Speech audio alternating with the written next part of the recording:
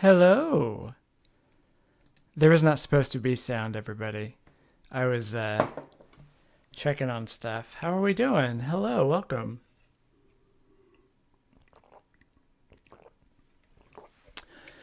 Oh, let's see. Oh, shit. Already starting strong. Bumping the mic. Right.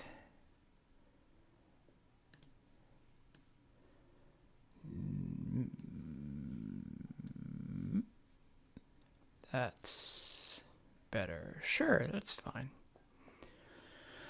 Oh, goodness.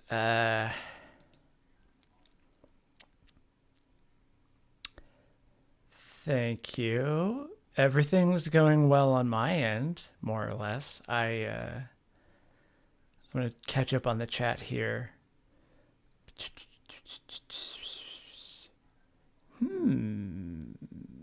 No, not top chat. Live chat. You. Awful website. You. Yeah, it just seems like it's all. Oh, okay, that's what that. Yeah. Cool. How does it feel to be famous? Oh, thank you, Nick. I like this get up. How does it feel to be famous? Hi, Ian. It feels. I mean, I'm not famous yet. I guess fame is relative, isn't it? It sort of depends on. Goodness, I'm just going, huh? I don't know. It feels okay, I guess. I don't know what that means. I guess this is the position that I'm going to be in, so I'm going to tilt my camera ever so slightly down. How does that feel? That feels okay. Yeah, sure. Why not? So I have some wine here. It's slow press Cabernet. It is quite good. Not sure. I have like maybe at least one glass, maybe two glasses left. I need to drink this shit because it's on its way out. I've had this bottle open for a while. I'm going to hold on to that. Even though I know later on when I go to refill, I'm going to be disappointed. It's not very much. But that's okay. Oh, Sarah Sunflower. That's unfortunate. About your migraine. Yikes.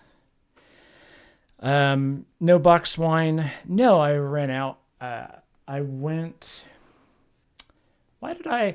Oh, that's right. I was talking to my girlfriend and her boyfriend the other night, and my girlfriend was drinking, and I was like, I don't know, I want to get drunk too, so I went and bought some wine. I haven't even started drinking yet, and I was gonna get boxed wine, but I figured I'm not gonna do any live streams anytime soon, so I'll just get a bottle of the nice stuff that I really like, and I did that, and then I recorded the video that is gonna come out eventually, and past 9,000 subs, and those were sort of the two artificial barriers that I put in front of doing another live stream, since I was doing so many for a hot minute that they were taking up all of my time when I should have been making the video that I just put out. I'm going to adjust this. I did buy the Rhine River, you're right.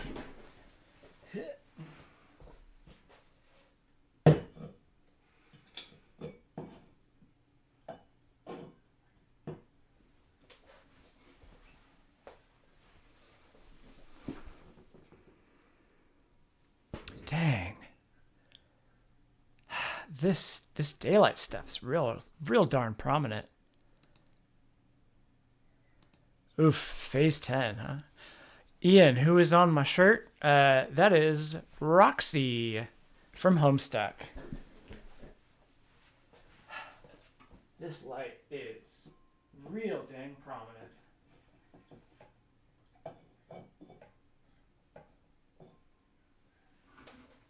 If that doesn't fix it, then nothing will. It's okay. That's better. Yeah. Gotta get that sickly green look.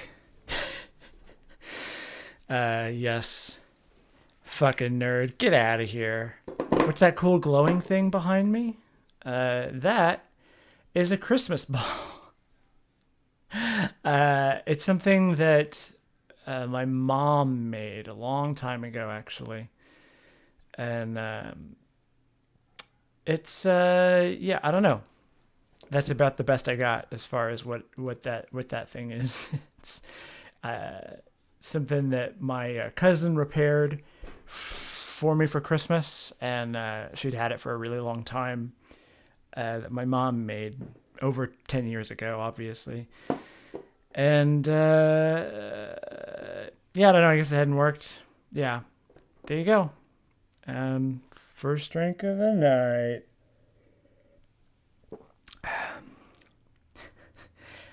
Yeah, that wine's definitely been open for a week, but it's not quite sour yet, so we're good. So I got some questions, and y'all can always submit more. I'm gonna it's only half vinegar. Obviously I'm responding to the chat, so it's whatever, but I just dropped the link to my Curious Cat. So if you have like a long form question that you want to throw my way, you can put it there. Sarah Sunflower, can I play you a ditty on my guitar? I guess I can eventually. Maybe. All right, I'm gonna come clean here. So, on what am I thinking of? It's been a long day, y'all. It's been a long week. On Google AdSense, I am at. Can I play you a titty on my guitar? Man, I don't know. That sounds like it would hurt, honestly. Actually, yeah. So on Google AdSense, which is where YouTube sends all of its all of your ad revenue, which includes like super chats and stuff. I am at $93, and I'm not even technically there yet, but that's how much I have accrued overall. And this Christian Minecraft, keeping that meme alive, huh? And AdSense has a really arbitrary rule, or not rule, but basically like they won't distribute any of the money that you've made in ad revenue or super chats until you've passed $100. And I'm at 93. And like, it won't, the way that it works is like it doesn't pay out. It doesn't, the money that you make on super chats and stuff on YouTube doesn't even get registered on your AdSense account until like a full calendar month later. So there are chats that I got like what 2-3 weeks ago that I got that I still are not on my Google AdSense thing. So yes, Sarah Sunflower, that's the deal. Is if I'm soliciting, encouraging people to give me money on Super Chat so that I can get the money that I already fucking have. Counselor Geeks, yeah, I get it. I get that they'd be paying transaction fees on a few bucks a payout. I get it, but I feel like it could still like afford to be lower, you know? I don't know. Also, so our heating is going to be going off. Yeah, when I said arbitrary, I didn't mean to insinuate that there wasn't a reason. I know there is a reason. I just, I don't know. I'm being a YouTuber, being flippant, as YouTubers are wont to be. Let's see. Am I still at 6? Ah, snap, Nick. You done did it. Wow. I agree. Thanks. Give Sarah money, Google. I agree. Um, oh, snap, George. Whoa. Don't tell. You fixed it. Everybody fixed it. Y'all are fixing it real good. Thank you. I really appreciate it. I can get paid now. That's nice. Um, Emily, for putting the words of a Tom Cruise movie in my mouth. You're banned. So, good job. Make 701 the new meme. I mean, with it seems like with Homestuck, it's just like anytime there's a number that occurs, it becomes a number that must reoccur. So yeah, why not 701? Can you ask for people for money now? Yeah, I guess. I'm still asking for money. But I mean, I'm not a cop. I can't stop you from doing anything. Anyway, yeah, our heater's going to be going off a lot because it's like fucking 20 degrees outside. Fuck that. Yeah, so you can send the link to your GoFundMe. That's totally cool. Yeah, 701 gang. 701. What area code is 701? Hold on a second.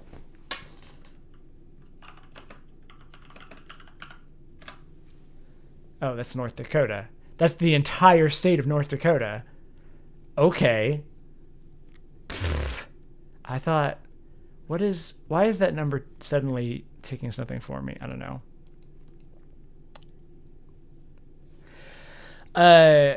Mixdemi Democ. Is that so? So the prefix MX. I've been pronouncing that mix. I don't know if that's how people are doing it, but yeah, Patreon does have a better payout. They do. They don't actually have a minimum. So basically, if somebody pledges $1, you get slightly less than $1 because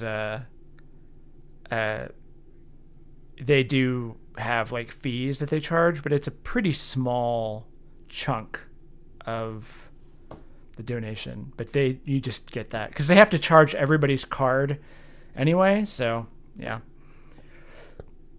Yeah, Council of Geeks. I know that Patreon is threatening. I've looked into it, and like Dan Olson has a thread about Patreon's stuff where he says, you know, there's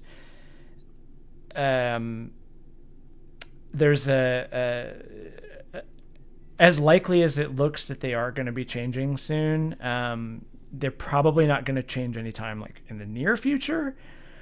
So it's sort of like a long-term worry, and I don't know. Every major change that they've made so far has had a lot of like public backlash.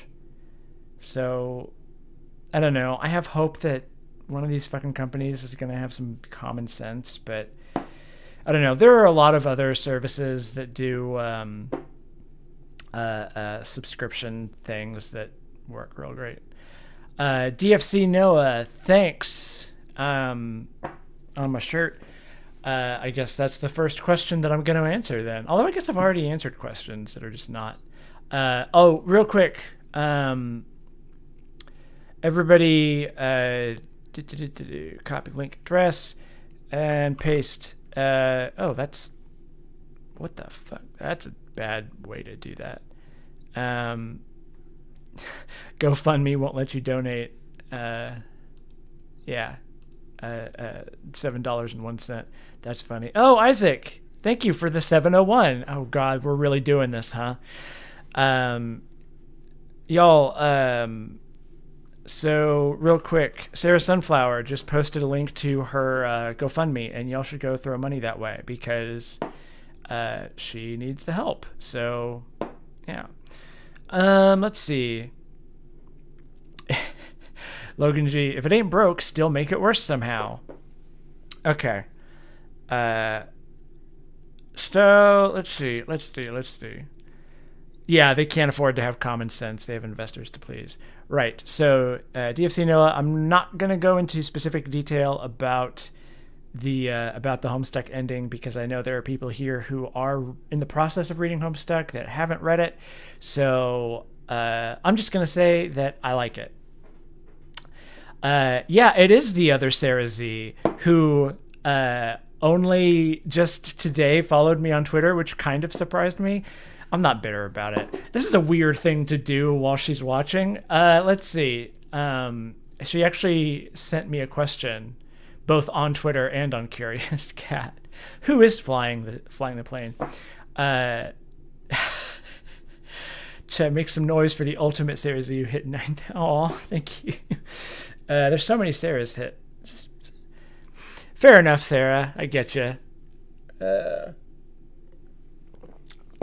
As many times as I've tried to start some kind of Twitter beef with you for ages. I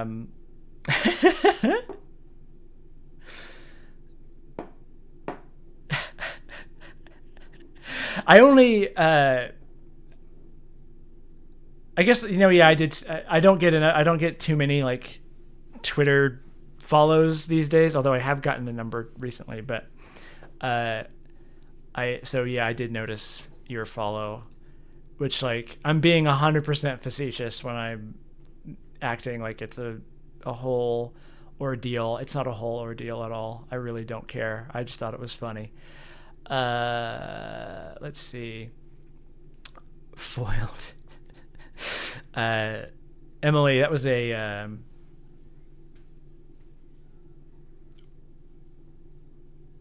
pretty good contra joke. It was interesting, your little video mashup you made. So yeah, fellow YouTuber Sarah Z has the question: what inspired you to make videos? What's your process for creating new content? And if you were a Pokemon type IRL, which would you be and why? So to the latter, that's 3 questions. You're pushing your luck there, Sarah. Quit it. So if I were a Pokemon type IRL, I'm going to go work backwards here. It would probably be, I hate to do like fairy type because, she's gay. But it's because I love Sylveon, and I don't just love Sylveon because, she's a transgender meme, because I actually have Joe. Oh, thank you for another 701. Jeez, y'all aren't okay. Because Sylveon is for sure trans. But I just love Sylveon so much, and I've shared this story a million times. But there was a point where I was in Pokemon Refresh in Sun, and just came out of a battle, and my beautiful Kiss Girl was covered in dirt, and she looked sad. Oh no, it wasn't she was covered in dirt. She was like paralyzed or something, and she looked really sad. And so I rubbed the heel stick on her, and then she got better. And she did such a happy dance that I started crying, because I was just so happy that she was happy. So yeah, that's sort of how I feel. I would probably be fairy type for that reason. I'm going to put the Curious Cat link in the basic info. What? Yeah. Okay. All right. Next part of that question. So what's the process for making new content? I just sort of,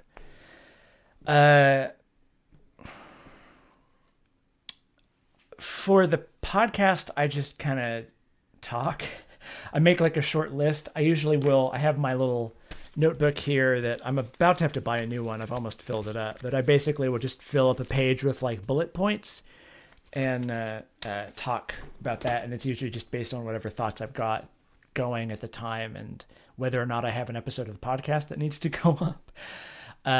For the show, for like the YouTube show, I have just sort of a long list of different subjects that I would like to do. And it's literally just, whatever I friggin', oh, Sarah, that is, you say concept notebook scans as a Patreon reward. That's literally a part of my $5 reward tier. It is the two things that you 100% always get at the $5 tier is both my unedited scripts and my notes. So I take pictures of all of the of all of those things. Well, it's okay, Sarah. I don't expect people to have like watched all of or to have read all of my Patreon tiers and everything. But yeah, no, I take a lot of notes and stuff. So Mordhammer, thank you so much. I like your 2 exclamation points. Thank you for the 701. It's amazing that this is just becoming a thing now.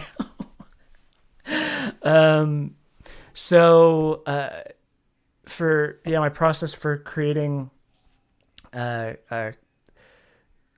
creating new content is just sort of, I wish I had a better system. It's just like, I'll have a thought and I'll open up a blank Google Doc and type for a few minutes. And if it feels like there's actually a thesis there, I just put it on the whiteboard and say, yep, that's a video I'm going to do. And right now I'm kind of trying to force myself to not follow the whims of my passion the way I usually do, because that tends to put me in a position where I don't feel like doing anything. So the video that is about to come out is about the politics of the McElroys, which started off as just an exploration of the politics of Monster Factory, and I realized that I was talking about their entire canon at a certain point and needed to expand it. And then the video that I'm going to put out by the end of the month is why you should read Homestuck. And I'm just sort of putting those as like, that's what I am doing. And I'm also trying to get myself to, yeah, Optimistic Duelist is excited about my why you should read Homestuck video. He actually recorded a section for me already, the premier Homestuck specialist. So I'm excited about that. But yeah, I'm trying to also get to a point where I do more videos a month, because I spend a lot of time researching things, like getting ready for the McElroy video took forever because they have a lot of content. And it's very easy to just get lost in it and forget that you're supposed to be taking notes. So I'm trying to force myself to make videos that are smaller in scope in between the bigger ones, so I don't just do one video a month. Well, Optimistic Duelist, it's surreal that you recorded stuff for me when I've been a fan of yours for a while. So it's sort of before I was like famous, way before I had 9,000 subs. So it's like, I don't know. It's surreal on both sides. Emily, you're not doing anything to help the case of getting you the fuck out of chat jail, because it's happening. Okay, the last part of Sarah Z's question, what inspired me to make videos? I am not entirely sure, besides the fact that I have a lot of... Oh, Nick, thank you for donating in Sarah Sunflower's place. And Sarah, I saw it sucks that they won't let you donate less than $1. So thank you. That's wonderful. Y'all are so generous. But I don't know. I've always been an opinionated person. I've always like I used to write a lot of reviews, and I always really liked making videos. I have videos going back for a very long time, most of which are mercifully locked behind many barred doors. But I don't know. Like a lot of the early YouTube opinion havers always really inspired me. I really liked Egoraptor's Sequelitis series, and I really liked the Plinkett reviews. The prequel reviews that he did were sort of a big inspiration for me, even though I am incredibly critical of that entire sort of approach now, and especially of those videos. But they still were a big influence on me, and I still kind of think of them as like a stylistic watermark. There's a lot to be learned from the prequel videos, I think, in terms of integrating like a narrative with a video essay. I don't know. I was also like, I was a big fan. Thank you, Jacob. I was a big fan of Egoraptor since his earliest days on Newgrounds. And I remember watching Metal Gear Awesome and those videos like ages ago when they came out. And so I watched Game Grumps since the day that it started, and I was also a fan of JonTron for a long time. He was actually a big influence on me. His early videos, there were several that I had memorized because my friends and I all watched them like back to back, and we just laughed our asses off. Shame about JonTron, eh? Thank you, Elusive Entity. Thank you for liking my content. And yeah, I liked YMS. I don't know. There's a lot of people that I really liked, and yeah, too bad JonTron is terrible. Anyway, the point of that digression was that I was always very sad that Game Grumps got so big that that Egoraptor stopped doing his own animations. I was a little disappointed in that. Zoe, thank you for saying my makeup looks lovely today. I'm literally not wearing any. I just like 2 minutes ago or 40 minutes ago shaved, so my face looks okay, and the camera, I don't know. The camera does things. What do I actually look like? Take me to OBS. Oh yeah, there's light screwing around with stuff, so I appreciate it. Let's see. What else we got? But yeah. Not wearing makeup is the new makeup. And I actually still kind of like Game Grumps. I just don't. I watch them very occasionally. They're very safe these days. But yeah, the point of that is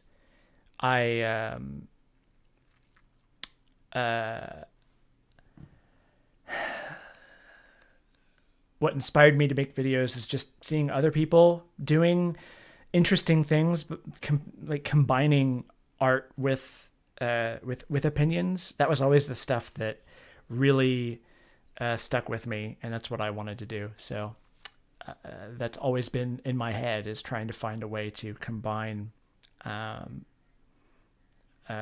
artistic expression and opinion having. I don't know. New Pokemon, yay or nay? Yay. I feel like we literally don't have enough information to form a solid opinion, yay or nay. I watched the trailer live as it happened. I thought about live streaming it, but it was so short and it was so early in the fucking morning. But it was good. I don't know. I'm excited. I like the Emily, I just ramble. That's how I yeah, curiosity. It's a shame that yeah, it's a shame about Nick Robinson. I didn't know.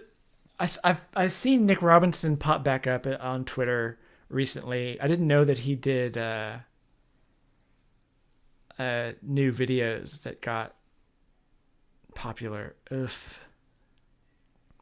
Serena, yes, those are very good. That is exactly the description of the new starters, and I like them a lot. Is it Jeterson, Beaterson, Peterson, or is it Jordan Borden Peterson? It's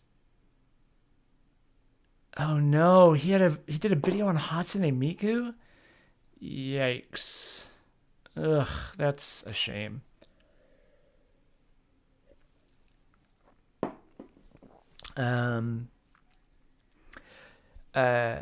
Zapitowski, have I played Osu? I downloaded it at a certain point because I saw it was a VR, or it could play in VR, and I messed around with it for like 10 minutes, and then I never picked it back up again.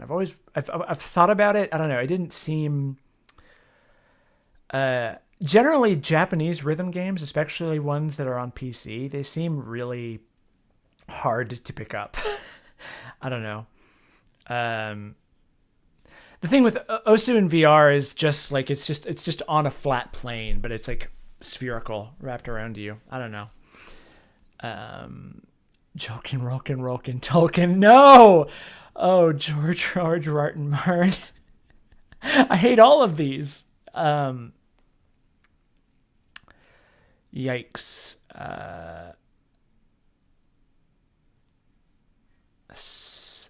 Similarities. What did similarities? Jeb Bepison. Oh no, that's a good one.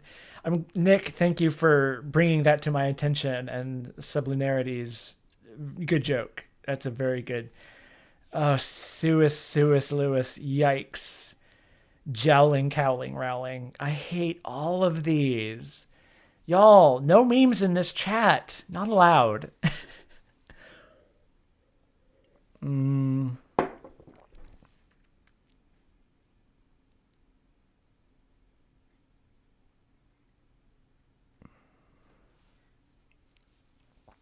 Yeah, Ian, I'm also glad that Polygon and the McElroys dropped him real fast. It is a low bar, but it's good that happened. Somebody asked advice about starting a podcast. This was ages ago. Yeah. Let's see. This is from Mixed Dammy Demic. Working on starting a podcast about how artists, writers, etc. enact queer theory. Do I have any suggestions or tips that could help? As far as doing a hi Grandpa Glasses, congratulations on getting a new video out. As far as getting a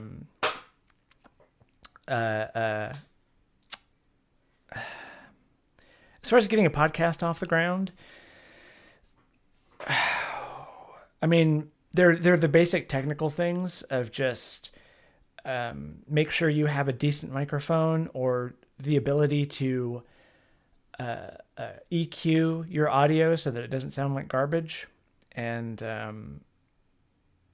don't know, have a concept. Put some work into editing your podcast.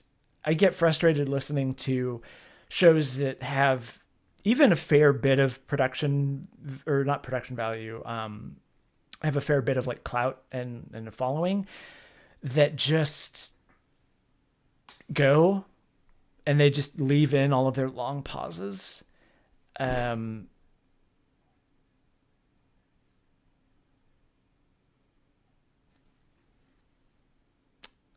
And yeah, podcast dead air.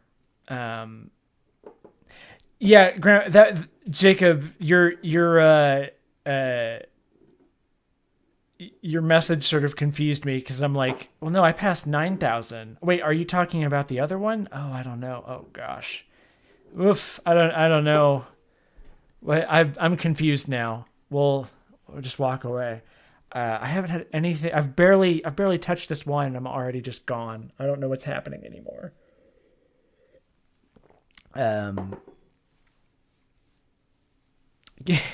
Get me to 10K. Yeah. Oh God. Yikes. Broke, subscribe to PewDiePie. Woke, subscribe. Let's talk about stuff. Who? No, Emily. The first version of your the first version of your question is the one that gets gone. Who do you success? I don't know. Who do you success? That sounds like a rhetorical.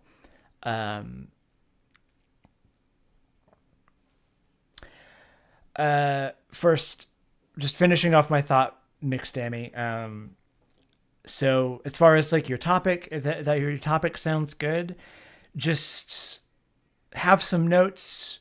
Be able to talk openly, and just sort of don't be afraid of your own voice, and just say your words. I know that sounds like a dumb bit of advice, but it takes practice to speak into a microphone and communicate when you're in a room where you're not actually talking to anybody. There's actually a great interview with Travis and Justin McElroy talking about their many mistakes doing podcasts over the years. And one of the things they say is like, take the first episode of the podcast that you record and throw it away and then start over with another one. And I think that's a good bit of advice. So just, I don't know. It's something that you figure out slowly over time. But George, let's see, where are we at? George Lawrence, am I down to guest on other podcasts? It depends on the podcast. My Twitter DMs are open. You can send me a message. No one should ever be afraid to invite me onto their podcast, but obviously I reserve the right to investigate what your podcast is and see whether or not I think it's a good fit. But it also doesn't necessarily have to be like trans related. In fact, I would love it very much if it was just sort of anything. Go on Chapo. Oh Lord. I'm not if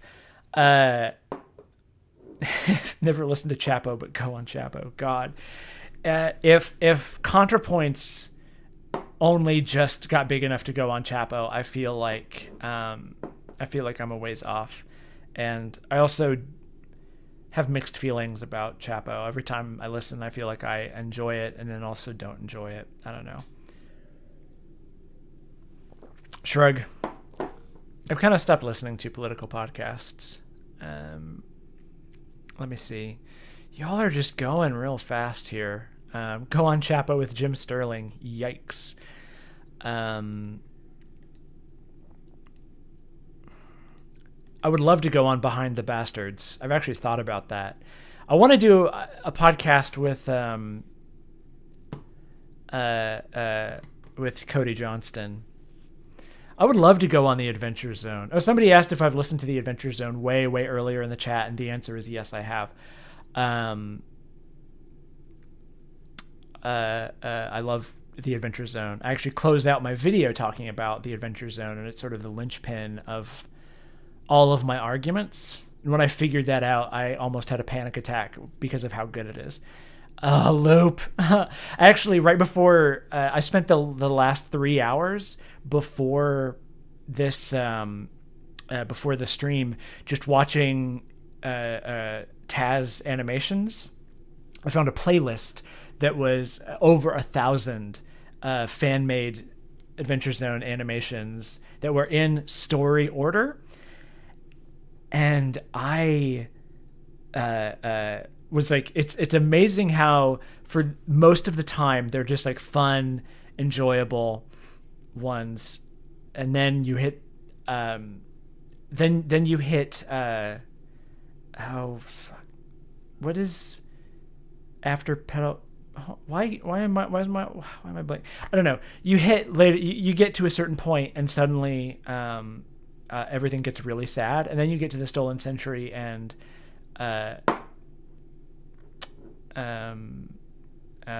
story and song, and you just lose everything, and it's really sad. So the one before the Suffering Game. Oh yeah, the Suffering Game is also really sad. Why can't I remember the Crystal Kingdom? God, yeah. No, you get to the Crystal Kingdom, and that's where things start to get sad, and then from there it just gets sadder. All of the animations. And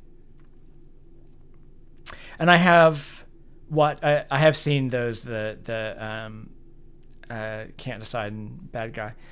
The 11th Hour is also that one's very good, but it's not as sad in the same way, not as tragic, I guess, although it has its tragic elements. It's all so good. Yeah. And I'm also really enjoying Amnesty. How the hell is Justin McElroy so good at playing role-playing games? Gosh. He's so good. Okay, Emily, you have a legitimate question. I'm giving you a chance. Don't fuck this up.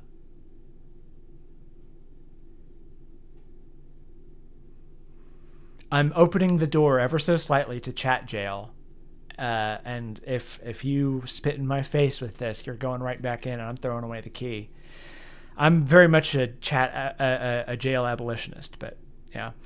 How do you make sure you don't lose your joy in making videos as time goes on? Okay, Emily, that's a pretty good question. So this is something that I worry about a lot. And the shortest answer to that is that I never force myself to make videos that I don't want to make. So there's always a balance that you're trying to hit between I genuinely want to make this video and I need to make something that has any kind of mainstream appeal whatsoever. Yeah, I would say it's an adequate question. Good one. Thank you, Sarah Z. Sarah, yes. Yeah. Have different names. Eat shit, Grandpa Glasses. But yeah, you're always trying to hit a balance between like something that has mainstream appeal of any variety and something that you actually want to do. So I'm doing the McElroy video now because it feels like something that has the possibility of being a heavy hitter traffic wise. I think it's always hard to guess whenever you're trying to make something that could that you're trying to cash in on any sort of traffic. The thing is, there's not very many like video essays about the McElroys. There's Mikey's video about Monster Factory. There's a Kyle Calgren video about Monster Factory, and there's a handful of others that are relatively smaller. But generally speaking, there aren't that many. So it feels like kind of an untapped area, and everybody fucking loves the McElroys. So it feels like, yeah, you know, you can. There's a potential for it to get pretty high traffic. So the thing is, I could do a lot of other videos there if I wanted. Let's see. I just don't I just don't make myself do videos that I don't want to do. That's basically the short of it. Like next month I'm doing why you should read Homestuck as a video, and partially that's to get in before April, because April 13th is the 10th anniversary of the start of Homestuck. And y'all, I stopped using Sarah Zed. It's Sarah Zedig. That's the name. It's my Twitter name. And Sarah Zed is nowhere in my friggin' YouTube anywhere besides, I guess, my Patreon video. But that's like buried now. It's not even pinned to the front page. I don't understand how people are still doing the confused, like, which one is it, Sarah Z or Sarah Zed? I added an extra consonant to the end. It's Sarah Zedig. Ig. Exactly. That's why I changed it to Sarah Zedig, so it's not Zed anymore, because Z and Zed, people get that confused. Anyway. I know it's phonetically the same, Sarah Z and Sarah Zed, but that's why it's Sarah Zedig. Anyway. Yeah.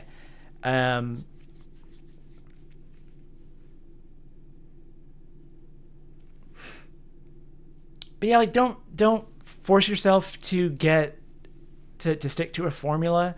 Don't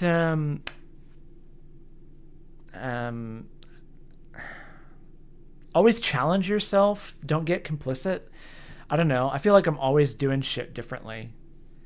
But I'm also deeply dissatisfied with everything that I do. And yeah, A and B implies hierarchy. Son, just Sarah Zed sword and Sarah Zed shield. Good night. Ugh, Lord. I like that.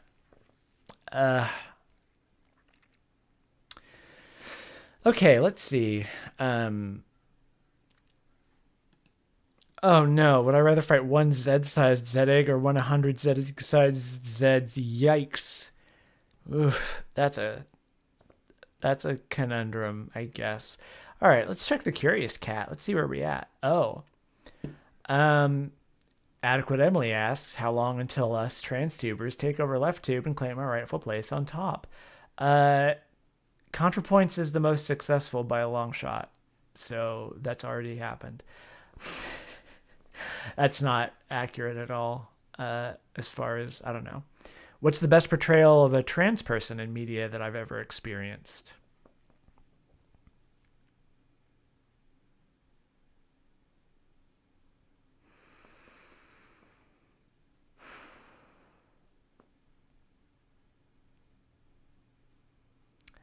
Just because it's the only one that's on my mind right now, Loop in The Adventure Zone Balance. She is such a fantastic character, and she is canonically trans, but it's not a central part of her her narrative. It's something that informs her, but it isn't like, I don't know. It isn't. They don't make a huge deal out of it. 69 people watching. Wow. That's a good, yeah. So delete that. Oof. So another, let's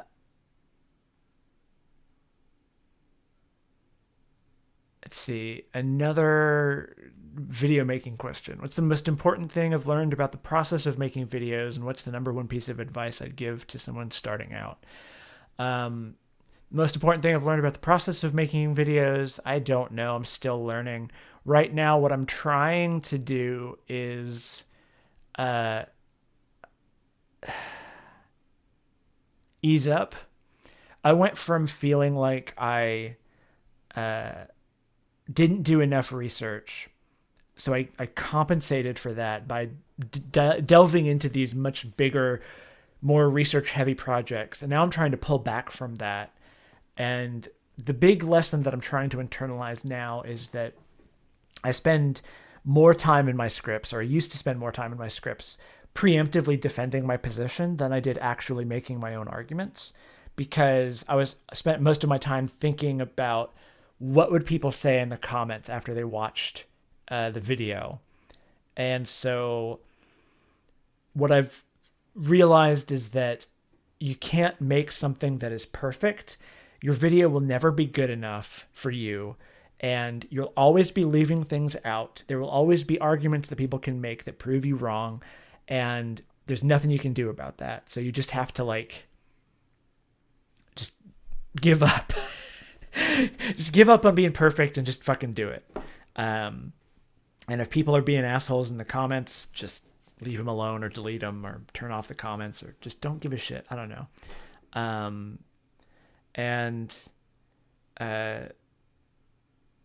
I guess that's the advice that I'd give to somebody starting out, is just make it. Just make the thing. Don't worry about if your point is perfectly argued. Don't worry about if your style is figured. The thing is, if you're just starting, your first video doesn't matter. Almost nobody's going to watch it, and it's probably not going to be any good. You just have to do it. You make the thing, and then you move on to the next one, because the first one's always the hardest. And then from there, it gets a little bit easier.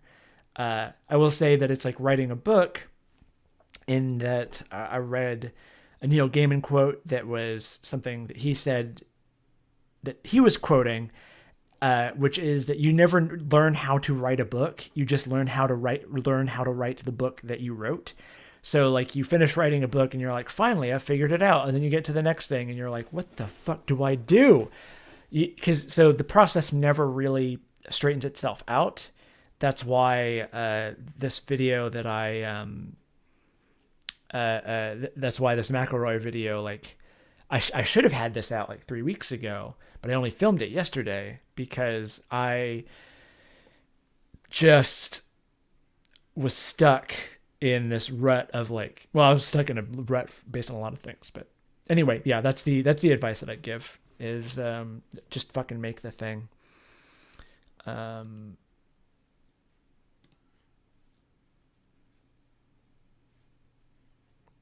Let's see. Yeah, something is better than nothing. Done is better than perfect. Yes, Sarah, that does mean you should stop obsessively editing the script you finished a month ago and actually start recording shit.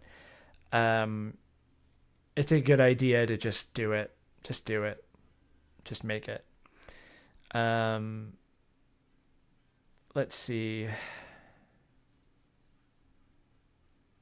Oh, since Optimistic Duelists has been in the chat for a while, he asked a question in the Discord server a while back. Who's Homestuck's best girl?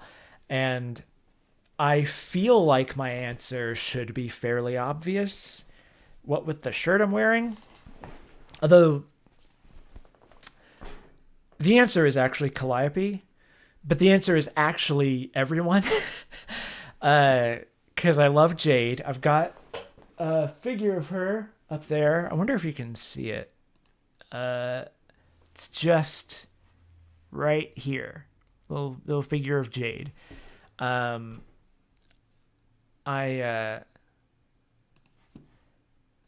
see. I see...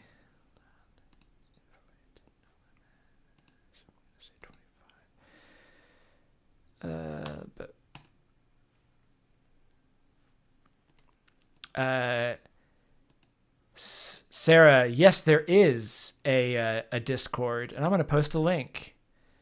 So, bam. If anybody here hasn't joined my Discord, there's the Discord server link. Go on, jump on in.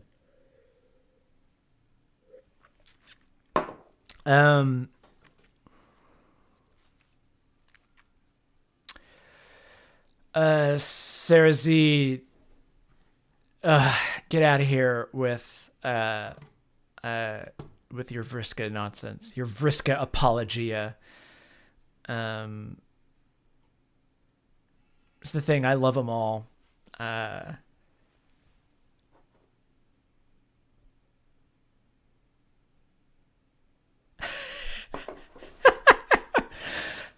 Optimistic Duelist. That's my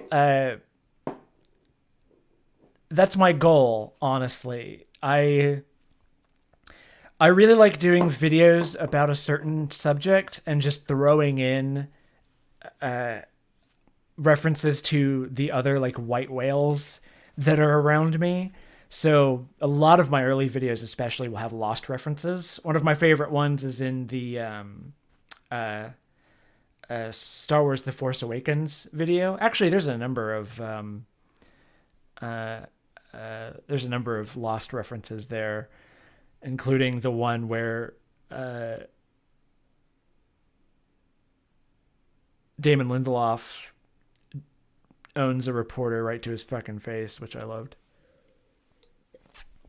And yeah, Homestuck references all the time. But somebody asked if I'm doing anything for 413.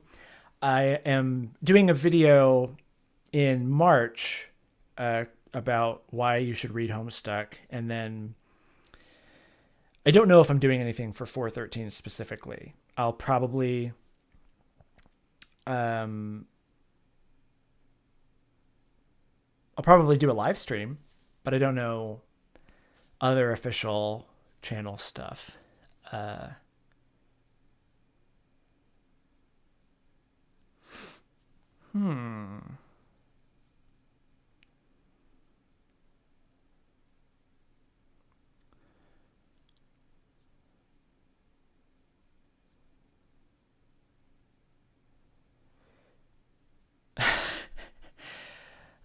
Well, enjoy your shower, Jacob, and thanks for coming by. Um, and yeah, Discord is weird, but you get used to it. Um,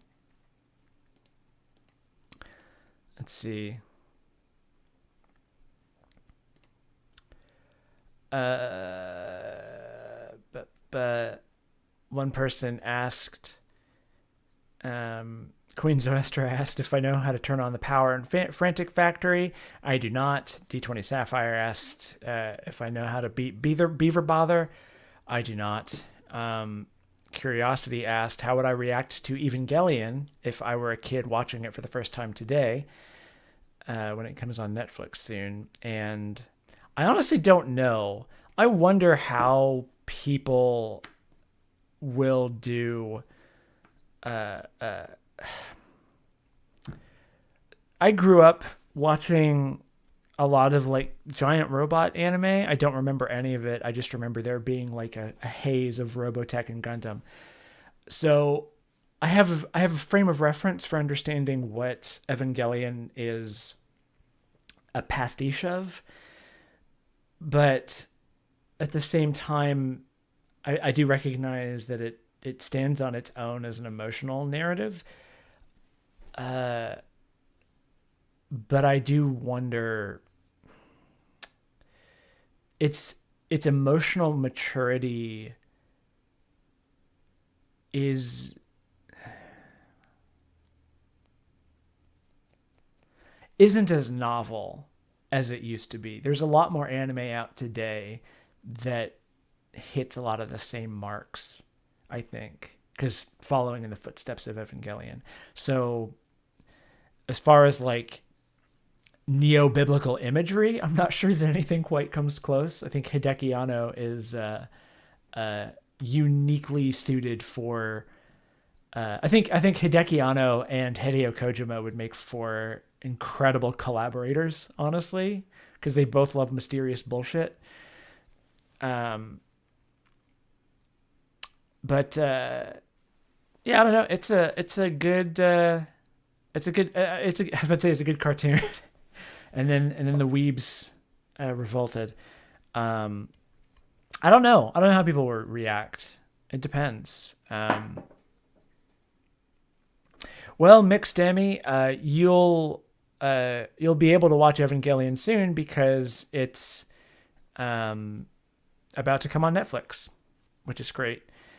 Optimistic Duelist, sooner or later, I'm going to finish watching Utena. I just finished my rewatch of Steven Universe, so once I'm done editing this McElroy video, I will start actually watching Utena, which I'm excited about. Um, what do I think of Denise on Twin Peaks? I love her. She's wonderful and good. It's a little weird that she's played by a cis dude, but at the same time, I don't get too caught up about it. So, Grandpa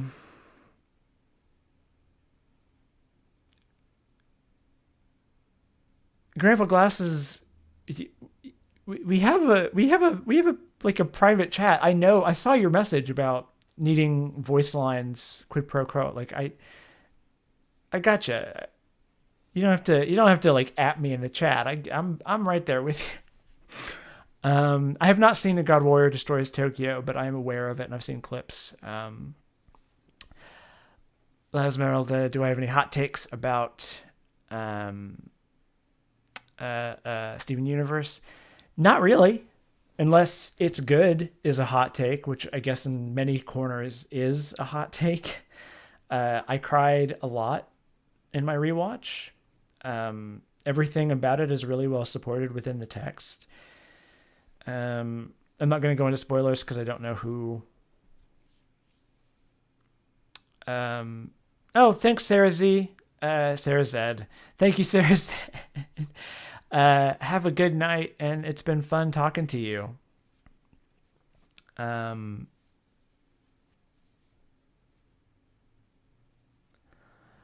don't know what's the deal with airline food.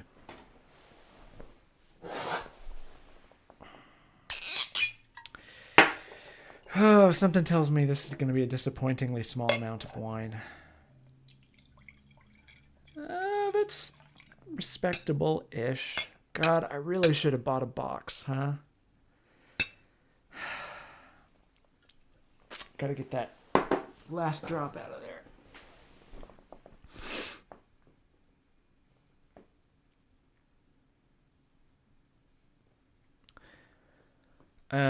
I don't generally believe in spoilers either, but I also know that a lot of people do. And, I think Steven Universe is a very good show. And if somebody feels like they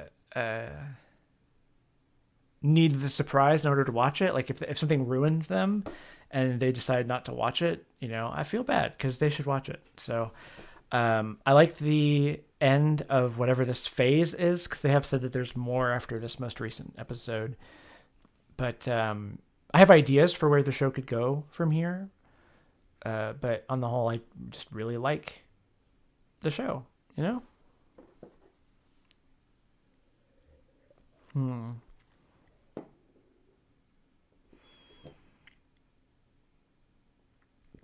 Oh, Serena Campbell. That's the saddest story I ever heard.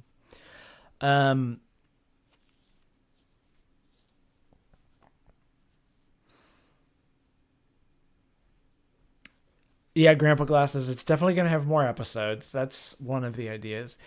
No, I think what it's going to do is explore, I guess, gem racism more explicitly. If we've got all of these new gems introduced into the cast and all, the cast system itself kind of demolished, literally,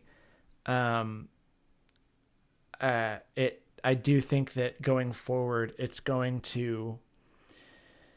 I don't think that the matter is settled when it comes to the diamonds, is what I'll say. So it's like, I imagine that we're going to deal less with Homeworld directly. Well, I don't know. It's hard. That's sort of where I am, is I think that they're going to do more about like, there's that. And I also wonder about the origins of the diamonds and of like the gem organism altogether. So I don't know. We'll see. Oh, hey, Burb, welcome. Oh, we're at 69 again, huh? I guess that means it is time to post that link again. Let's see where we're at. Oh, dang.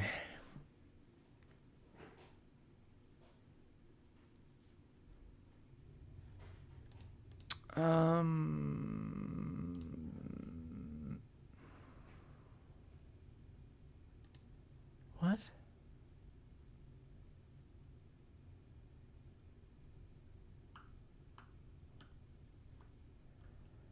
Okay. Why? Somebody just somebody randomly just added me in an old con. What the fuck? I'm gonna ignore that for now. And there goes my heating again. Just gonna grab this. No. Just go to me. Yeah. Nope. Hush. Okay. You're right. I still haven't played a ditty on my guitar.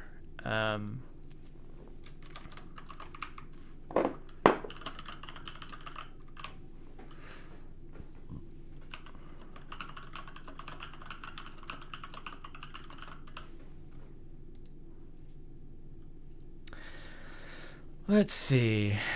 Where are we at? Where are we at?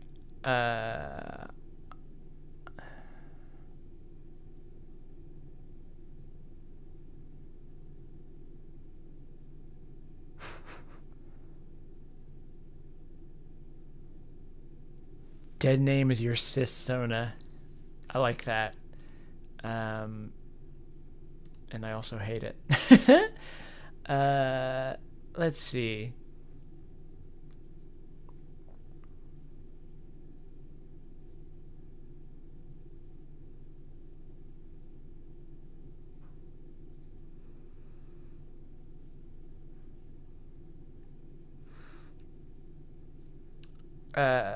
Serena from chat asked if I have thoughts on the stuff going on with Big Joel / Sargon, the false flagging, all that.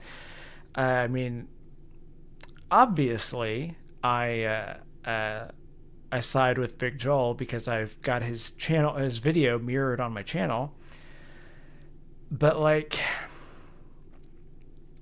I didn't watch the live stream. I didn't see that anything. I haven't watched Sargon's video. But like every single thing that I've seen about it, when I am astounded at people who are putting anything against Big Joel. Henry is like such an even.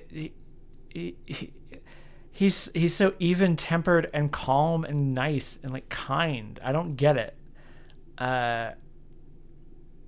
And I do get it. The point is that Sargon and his ilk are not critical thinkers. They're just, I don't know, dinguses. Just a bunch of fools rolling around in the ideological mud. I don't know what that means.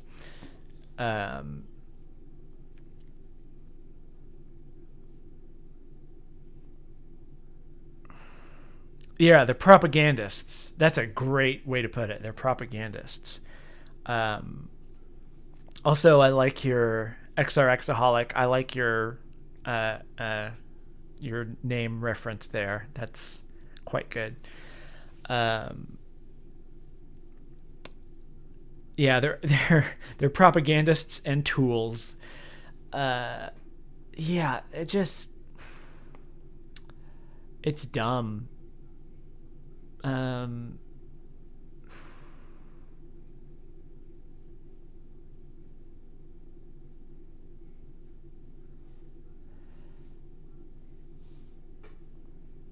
Hello. Yeah. It just all it really proves to me is that they don't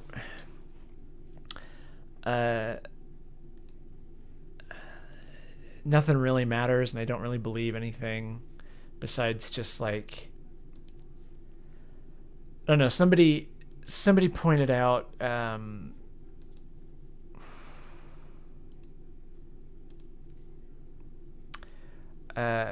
free speech advocates tend to be the ones who don't believe in free speech the least, because it's like, as a free speech, fuck, my thoughts are scattered. This always happens at a certain point.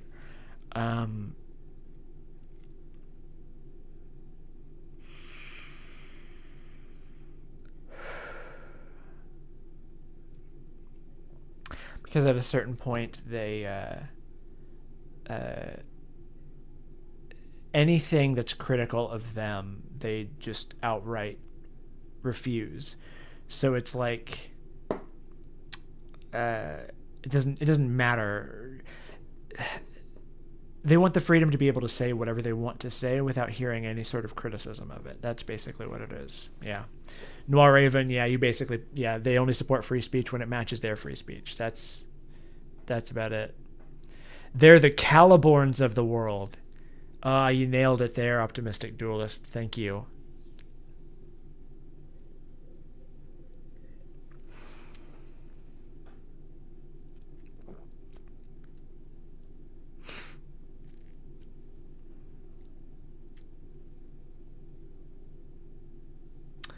Oh, like my Michael Clayton video. Well, thank you, Sopa de Caracol. I have always wanted to do an actual structured video essay about Michael Clayton, because it's one of my favorite films. I won a writing award for an essay that I wrote about Michael Clayton.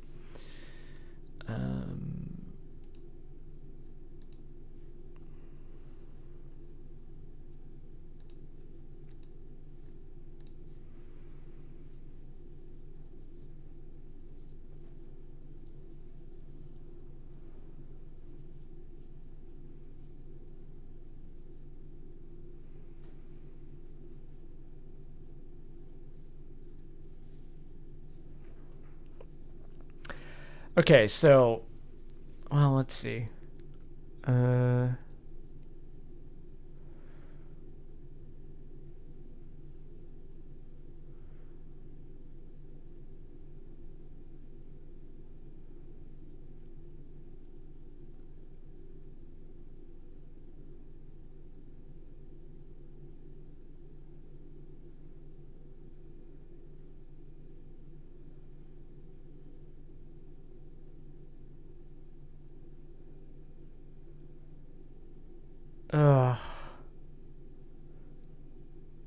Oh, that's awful.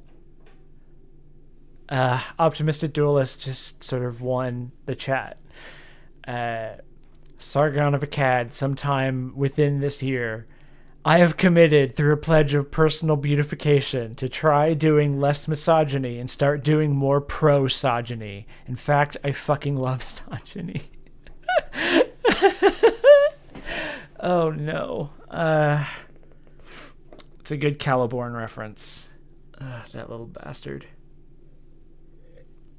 Right. So I have, if y'all follow me on Twitter, you've probably seen, there's like this one person, or maybe it's two people, I don't know. Maybe it's just a bunch of people. But there's somebody who keeps trolling me with these incredibly suggestive, like, leading questions. The most obvious one is like, why do you think it's inevitable that fascism is gonna win? But there's a bunch of stuff like that that's sort of really clear in what it's trying to do. And so I have one here in Curious Cat that is, why do you think people have begun talking past each other in politics without ever really engaging with each other? And that one's fun. So the point of these questions is to try to catch me in something that they can then like attack and contradict. So the obvious like gut reaction, bye Nick, thanks for coming by. I appreciate you being here and also for giving me money. I really like it. I really like the money you gave me. 701 gang, huh? Wow. Why do I think it's inevitable that fascism will suck these nuts, because that's all fascism is good for. Um, but yeah, so this question, why do I think people have begun talking past each other in politics without ever really engaging with each other? The obvious gut reaction answer is, well, it's the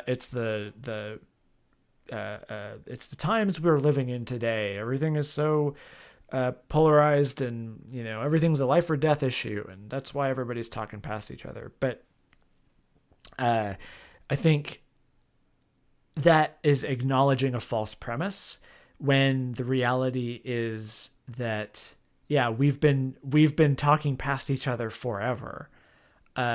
This is just like, people talk about, oh, things are so polarized now, and back in the day we used to agree, and it's clearly, like,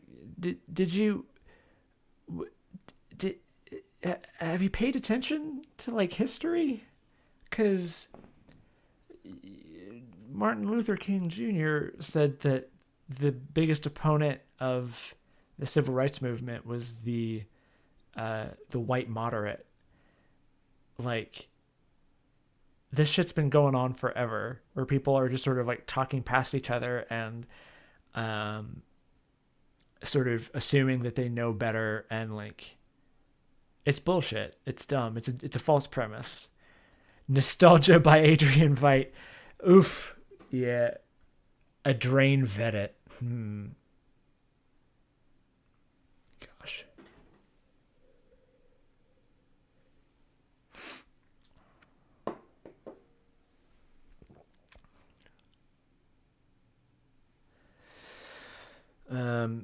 And this person also sent in a question earlier that was like, no, I'm not even going to deal with that.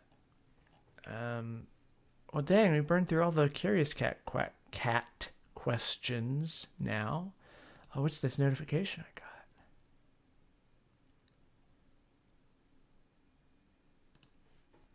Cool. Ooh, 5 notifications. Now I gotta stop. Let's see if Pash on Discord asked my thoughts on Red Dead Redemption 2. I want to catch up on.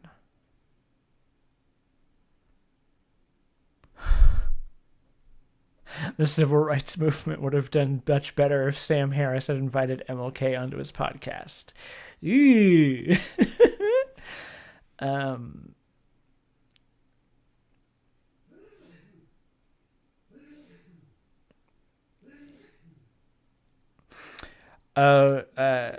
Sopaday Caracol. Yeah, I agree that I would like to see more content that is imagining a better future as opposed to just reacting to the right. That's sort of what I am trying to do. I don't know, as more time goes on, I get more and more frustrated with the sort of stock approach that we have to attack their arguments and everything, and approach with any sort of like reasoned. I in my McElroy video, as you'll see, I make some interesting assumptions about what everybody agrees with vis-a-vis fascism, and it's basically, the point is like, I'm just not even gonna play to anybody who disagrees with what I'm saying, and I'm just not even going to acknowledge the idea that like, oh, maybe fascism is okay. So like, I just I don't know, I'm trying to be more optimistic and not just reactive all the time. I don't know. Right, my actual thoughts on Red Dead Redemption 2. Fascism is when SJWs criticize.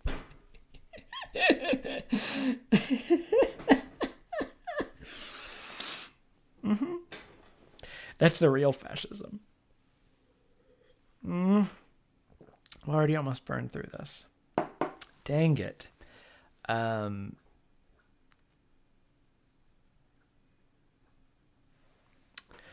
Oh yeah, I'm into film. Do I have a favorite that I think should be in the Criterion collection? I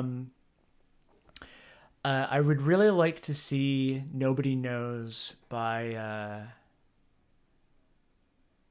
oh, why can't I remember his name? He's one of my favorite filmmakers. I'm gonna make myself remember his name. Um,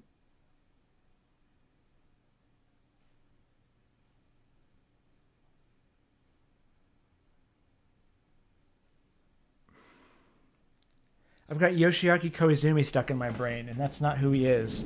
He's the uh, he's Nintendo's guy. Hold on, where are we at? By Hirokazu Koreeda. That's right.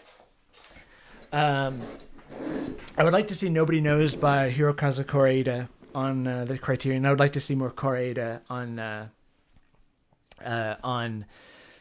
the Criterion Collection in general. Uh, he's an excellent Japanese filmmaker. Who? What else? What other film would I like to see? I would really like to see The Perks of Being a Wallflower on the Criterion Collection, just because it's a good movie. I don't know if it would actually fit, but then again, I mean, Armageddon is in the Criterion Collection, so why not The Perks of Being a Wallflower? That's a movie. That's a movie that I'm eventually going to do a video about someday. That's one that I've wanted to do a video about for ages. Oh, fine.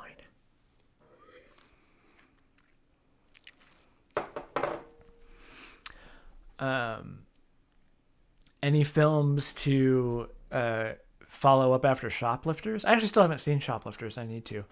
I mean, his entire filmography is really good. Nobody Knows is still one of my favorite films that he's ever done, although it's kind of hard to find. Still Walking is on XRXaholic. Is that a joke? That you'd love to see Stalker on Criterion? Um, uh,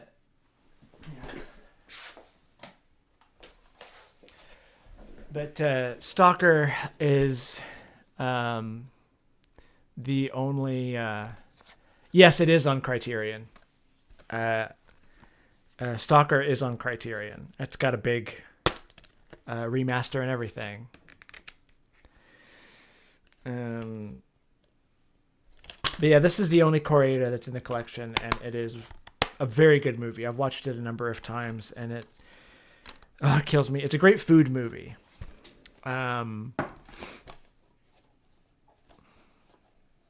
Yes, the Soviet film.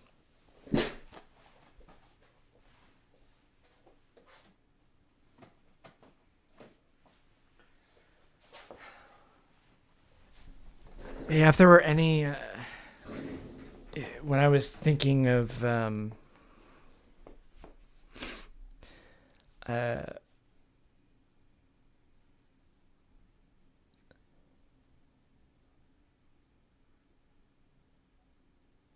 yes, that's Tarkovsky.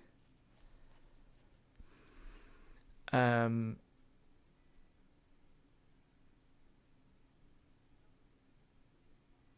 when I was thinking of doing grad school, I,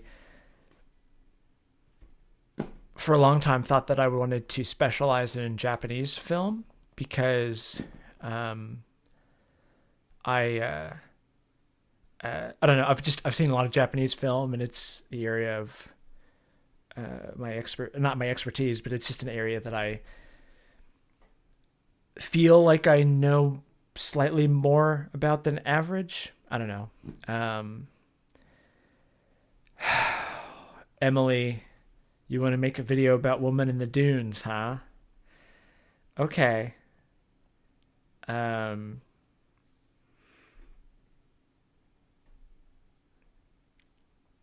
that's fine. I love that movie. I guess I don't really have much to say about it, so you might as well. Um,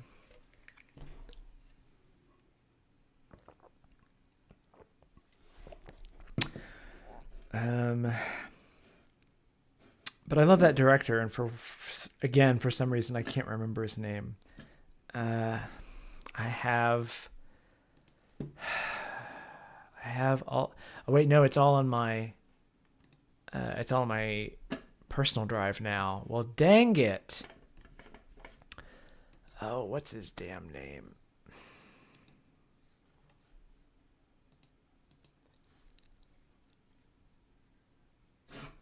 Oh yeah, Throne of Blood is wonderful. Oh,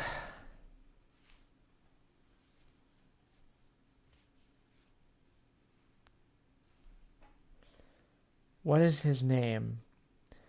This is always so frustrating because when it's like when I'm pushing a certain level of lack of sleep and or a certain level of inebriation, my ability to remember names. Hiroshi Teshigahara. God damn it. See, I knew you were going to look it up and I was trying to challenge myself to remember it, but I wasn't going to get that because it's H. And for whatever reason, I'm stuck in Y. I get stuck on certain names. So it was like Yoshiaki Koizumi was getting in the way of uh, Hirokazu Koreeda, and I would never have gotten Hiroshi Teshigahara from that. I should have. They're very similar in sounds. Yeah, eat shit, Emily. I don't care. All right. Um,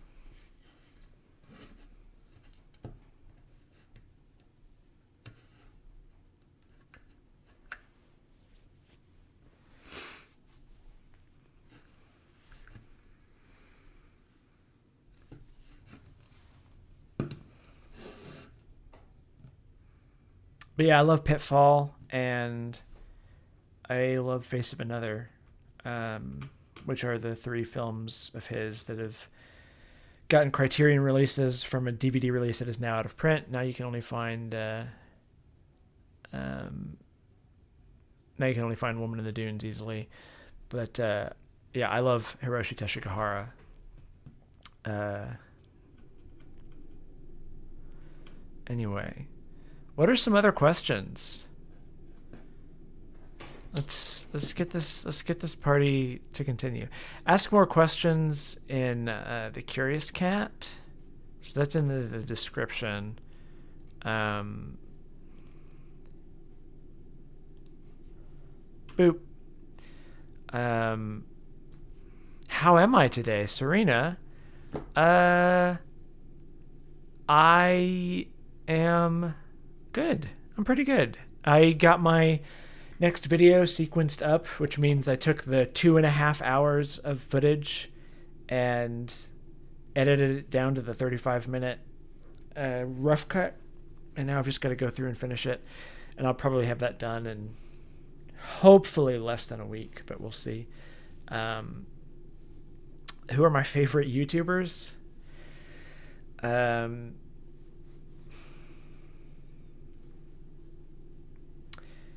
let's see. Who am I watching a lot of lately?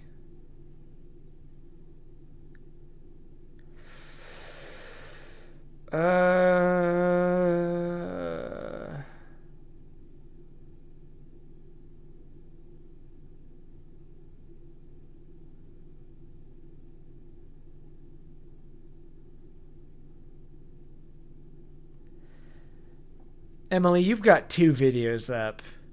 Chill out, all right? Um, you're just getting started. Your stuff's all right. You got work to do, but you're getting there. It's okay. Uh, I don't mean that to be mean. It's like your stuff is good. Or she has two video essays and then her film that she made like a year ago, right? Or have you uploaded a third one since that other one? Um,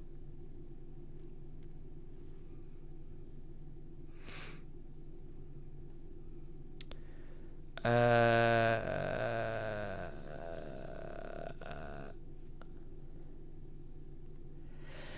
Okay, Joe, so I did see your questions on Curious Cat, and I don't have the ability um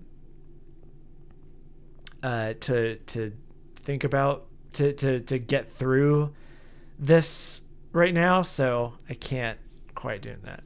Oh, hey. Um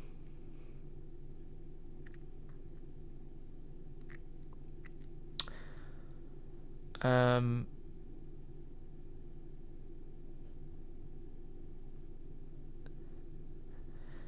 how long does it take to film a video? I uh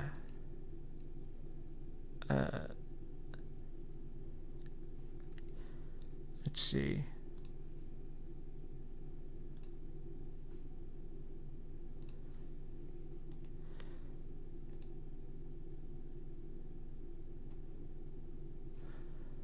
So it depends. I can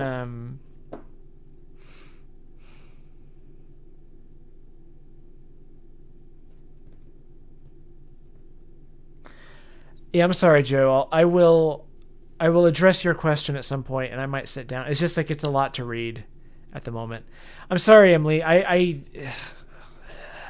It's just my brain right now. I can't come up with names. I'm very bad at this.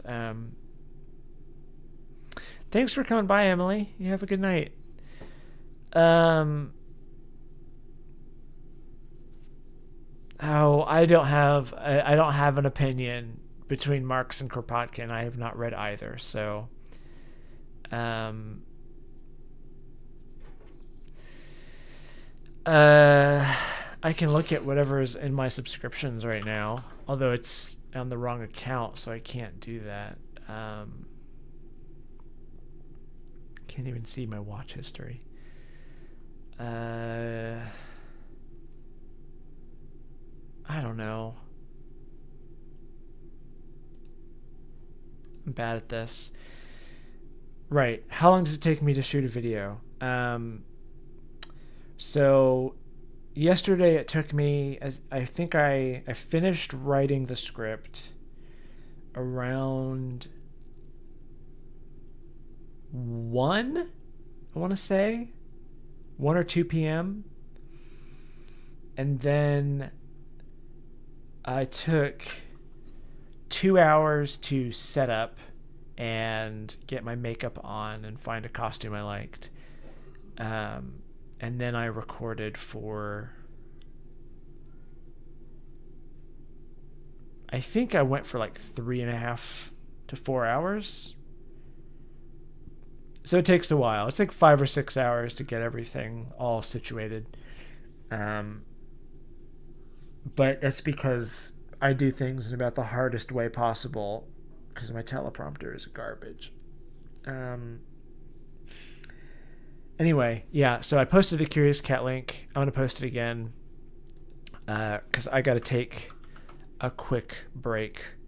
So, oh God, how long does it take me to write a script? For fucking ever is the answer. Or overnight. It really depends. Some scripts take forever, some scripts don't. So, thanks for coming by, Dorian. So there's the Curious Cat link. I've got to step off for a minute and clear my brain for a second. I will be back. So send me questions on Curious Cat, and I don't know, throw $7 in Descent at me because I'm just greedy as f. I don't know. I don't know what that's supposed to mean. Okay, so I'll be back in a minute.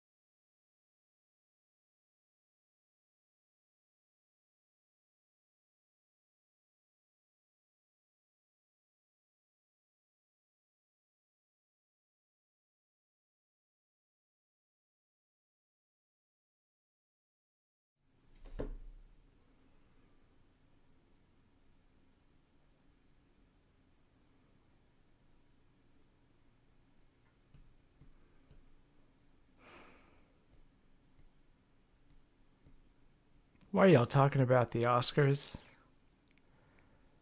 Y'all best just chill about them Oscars. I don't even care. Whoa. Yo, yo, yo, yo, yo, yo, yo. Chill, chill. Whoops. My bad. Kind of blew my own cover there for a second. Mm.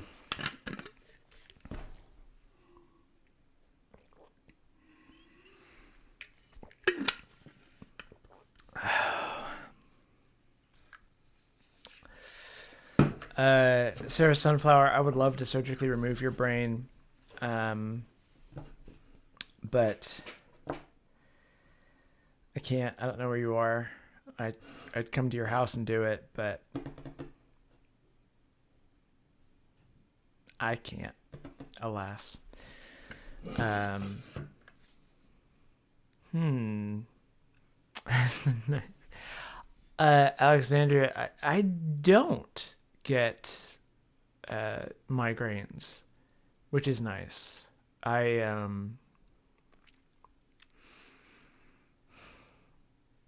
don't know. I know a lot of people who do, and they seem to run in my family, so I'm kind of waiting for that to happen. But no, I so far I'm thankfully quite free of migraines. I get dehydration headaches a lot, but that's more Spiro's fault than anything. And if I chug half a jar of pickle juice, I'm fine. Although, whoops, is my camera still good? Yeah. Speaking of,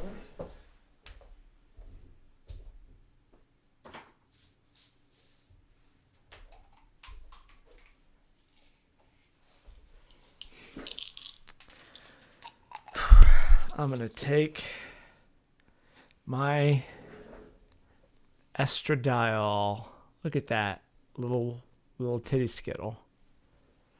So,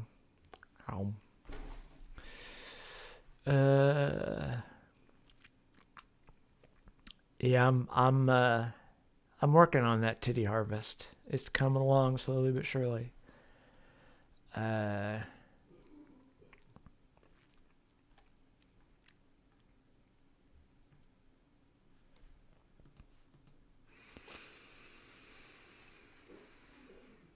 hmm.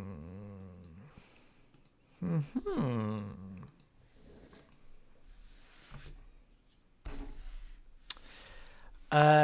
Surprisingly, no, it was not difficult for me to get hormones where I am.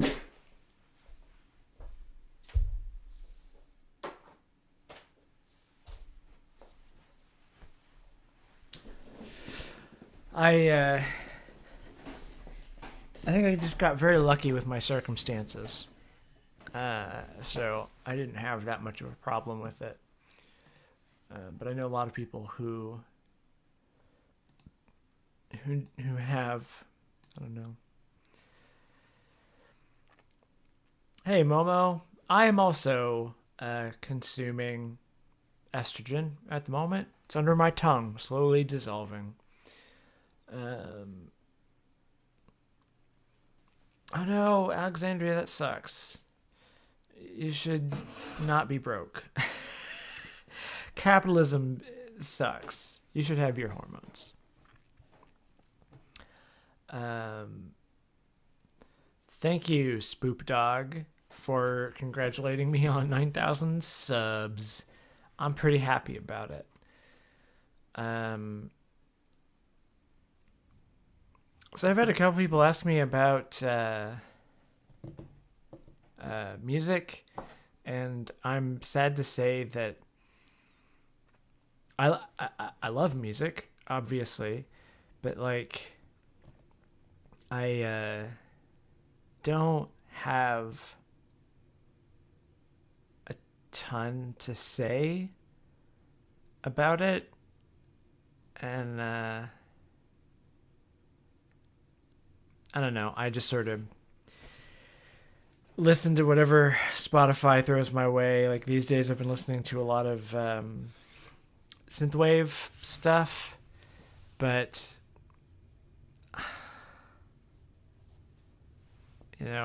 I'm, I've always been bad when it comes to music because there's a lot of names to remember. Like, what's your favorite song from your favorite album from your favorite band?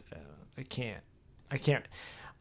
There are albums that I've listened to a million times and I don't know the names of more than a single song off of them. That's just kind of. I don't know who Poppy is, so there you go with that.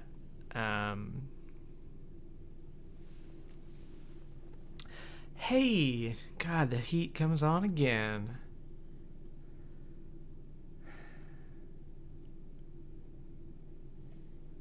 Let's see. I wish my girlfriend were awake. I'd get her to pester me with questions.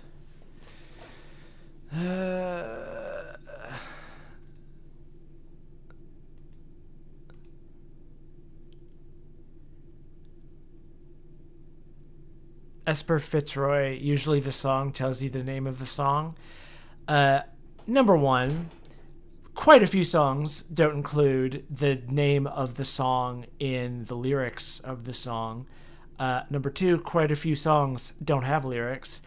Number three, this entire question / statement is premised on the idea that you hear lyrics when you listen to music, which I don't.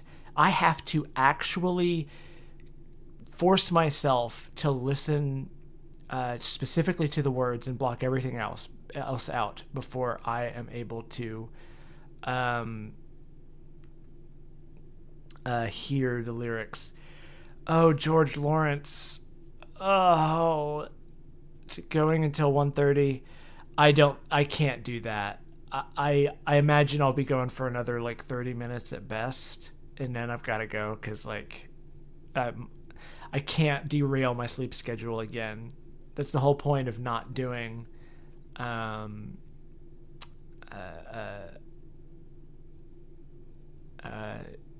not doing streams as much lately. I know we were up until like 5 a.m. last time, Sarah. That's why I'm fucking putting a hard limit on myself. I'm already pushing past the hard limit that I set for myself earlier. I just I mean, I've got a video that I've recorded that I need to be working on. I cannot sleep until noon tomorrow. I get most of my work done in the morning, so that's where I am there. But no, this is actually an issue with me when it comes to music, is that I only ever pay attention to rhythm and melody and beat and like the instrumental components, and I will hear the how a voice sounds when they're singing, but I'm sorry, George. Thank you for the money that you gave me, and I hate to turn down an extra $7, but that's the world we live in, I guess. Have a good night working, I guess. I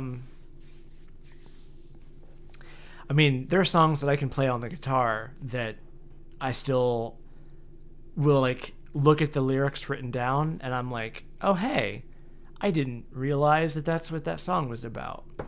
There are a couple of brand new albums that I've listened to probably actually thousands of times, and then I listen to them with the lyrics in front of me.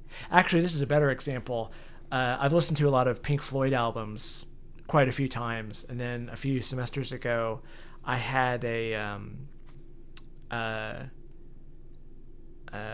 a class that was about basically just adaptations of different works. So we read Animal Farm, and then we listened to Pink Floyd's Animals, and we listened to that in class, and the professor actually printed out the lyrics for us. So this was the first time that I'd ever had the lyrics in front of me and was forced to read them as I just listened to the entire album. And like, that's one of my favorite Pink Floyd albums. I know that album front to back, and I never knew it had a story. I never knew that it actually had things that it was about. And just listening to it, paying attention to the lyrics with the lyric sheet in front of me, it's like, oh shit, this album got themes. So that's how I listen to music. So it always makes it hard for me to, like, when people start talking about lyrics and like what things meant for them, it gets difficult for me in those conversations. I don't know.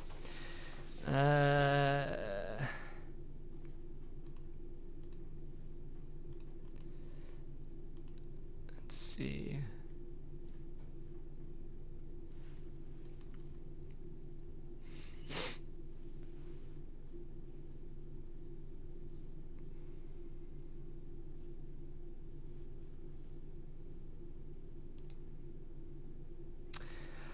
Oh, Burb, it's okay. About not sending me the Smuppet that you've made. I know you're knitting a hat, and or I guess saving money for shipping. Um,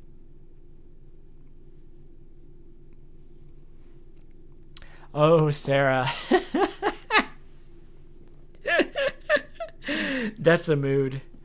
Uh, Only listened to lesbian musicians and kept thinking, I wish I were a lesbian, but I'm a guy.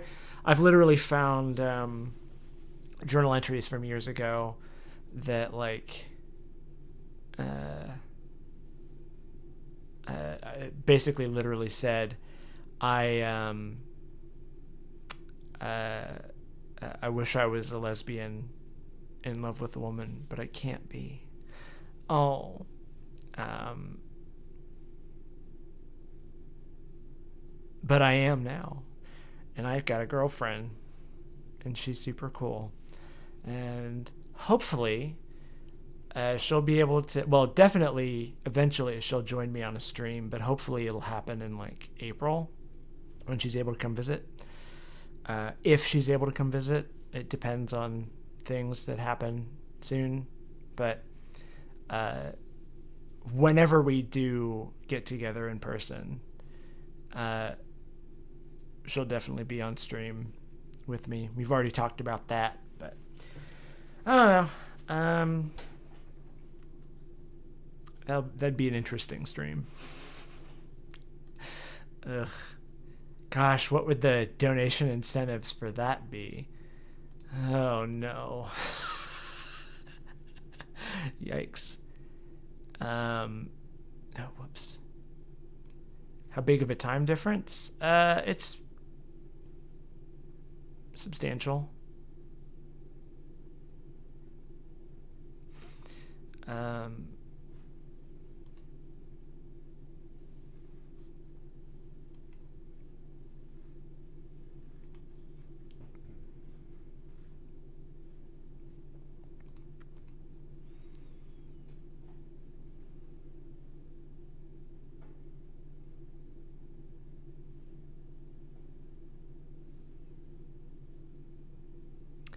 yeah, that's the other thing, Sarah, is that like my style has always been kind of like tomboy-esque. That's always what I liked, but it's that makes it so much more difficult to do the uh, uh, to come out as trans, because it's like, well, I don't, I like dresses, but that's not really my thing. Like on a day to day basis, I'm more of a, I don't know, kind of. When I was last time I was in Texas hanging out with May and Elliot, we were talking about this, and they pinned me down as sort of like a thrift store hipster girl, and I realized, oh shit, that is my aesthetic, isn't it? That's always been kind of the style that I always really liked, looking at like cis women, and so that's kind of where I've been leaning towards. Is I think she actually described me as like a mall hipster, which I felt like was sort of a backhanded compliment, which is kind of uh, a lot of what she says. It's like a backhanded, but in a nice way. Oh wow, look at all the stream friends. Uh, Neat.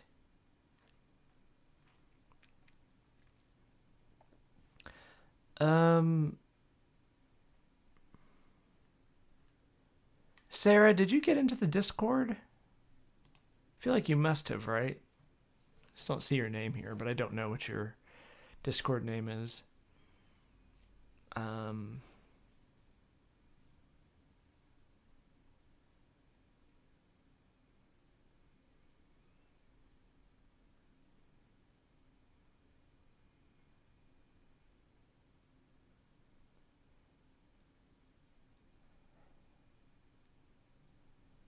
oh, Peyton Quinn, that's frustrating. uh, yeah, I'm a boy. Oh, so you're like a tomboy. What? What? Yeah, that sucks. That's frustrating. Okay, cool. Thanks, Sarah. Um, Hello, Tippy Heart. Welcome. How are we looking on numbers here? Where are we at? What's our view count now? 1, 2, 3, 4, 5, 6. Jeez. Y'all gave me money tonight. What the fuck is up with that? 42. That's pretty good. Now it's up to 43. Cool.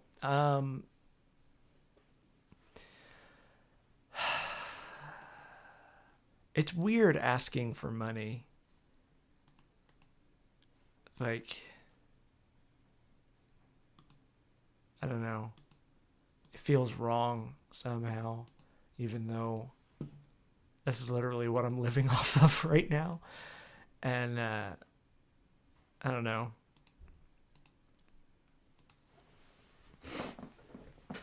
Stretch. Oh, jeez.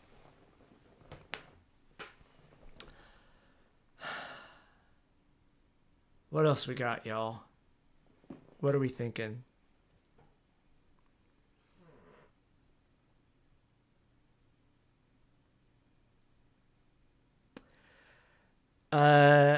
Oh.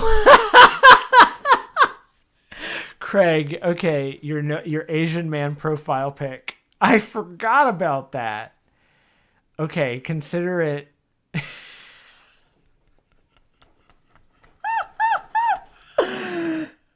Oh my god.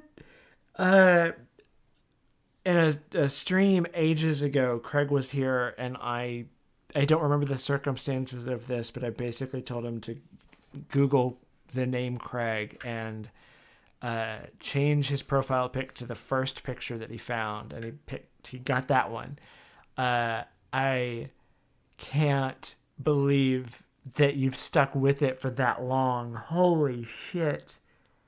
I never would have remembered if you hadn't pointed it out, Craig.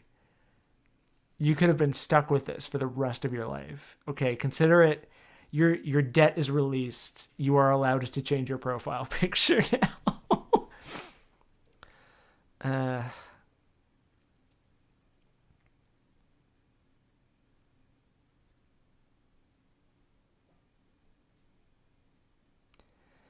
Does my chat block the word poison? That's weird.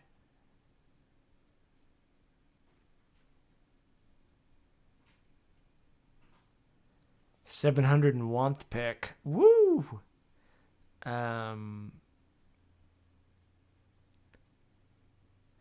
Oh, the bracelet. It broke.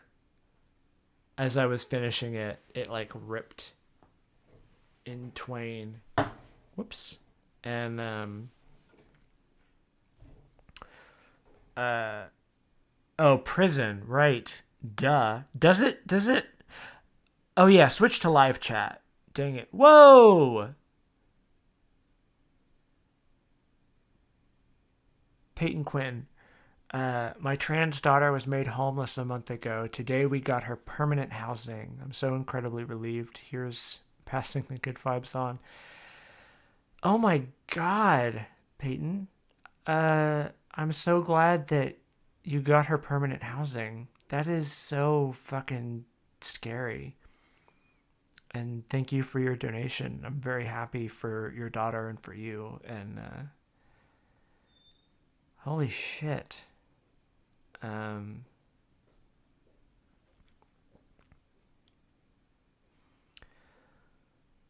it's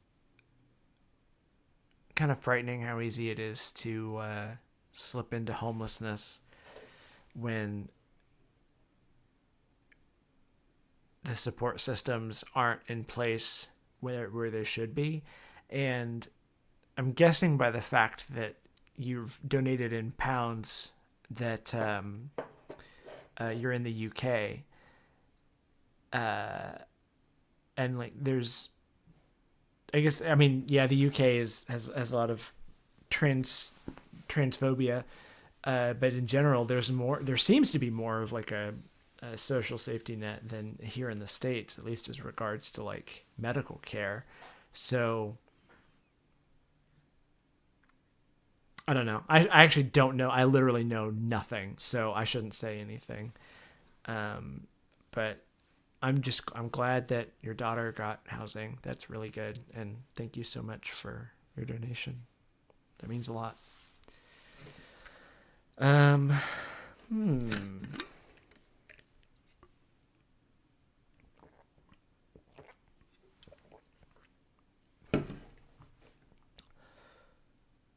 Oh yeah, my bracelet. It broke.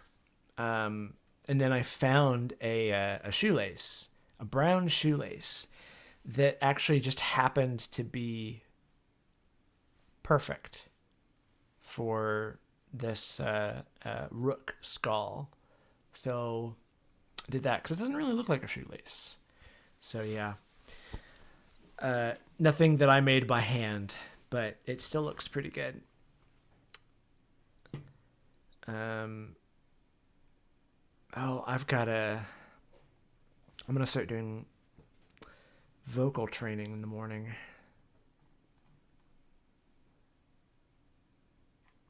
Hmm.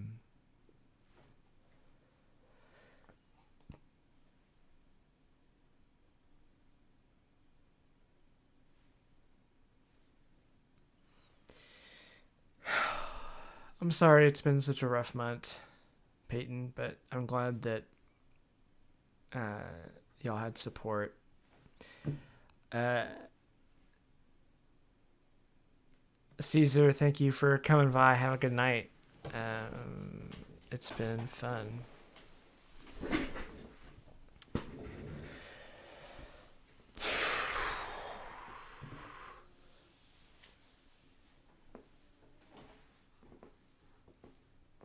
Hmm. Hmm.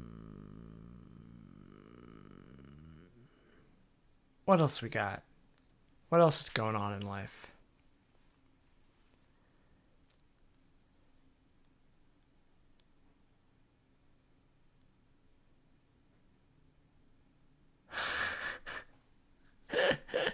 Dad had to open your nail polish with pliers because it was stuck. I feel that. Yo, my arm strength has just gone down the tube, and I was not a strong person before starting HRT. I've I have my arms are just weak little noodles. I can't do anything. The last several times I've had to open pickle jars, it's like,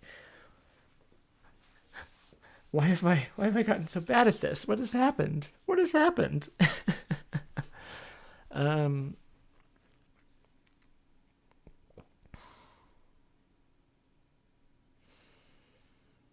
hmm.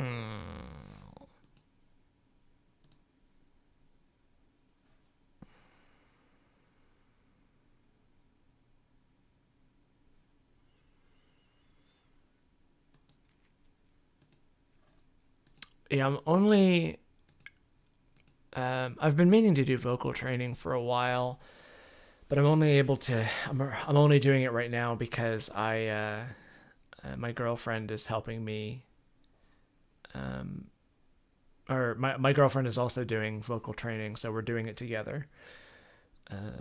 Let's see.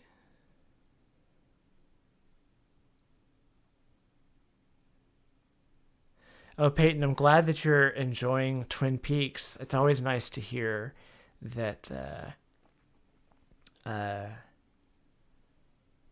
it's always nice to hear that people get into stuff like that because of my recommendation. So I've had a couple of people start reading Homestuck in my Discord server, based on my recommendation, and they've really liked it. So when people say, I've had a number of people tell me that they've started watching Twin Peaks as a result of that one video. So someday,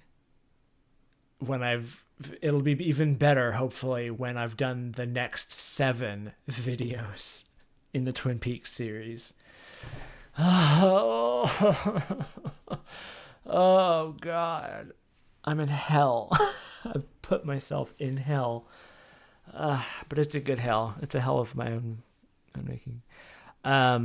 One good way to open pickle jars and jars in general is to take a butter knife and slot it under the side and just sort of use some leverage to pop some air into the jar, and that releases the tension. You can let Craig Troutman, the book version of Homestuck is good.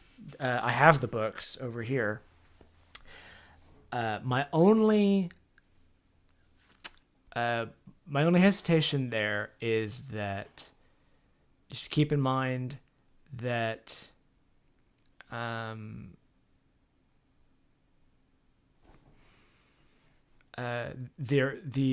author's notes at the bottom are very spoilery, so be careful. The author's notes are not friendly to new readers, but they're good. The Act 1 book helped me recontextualize a lot of the stuff that I missed in my first read through.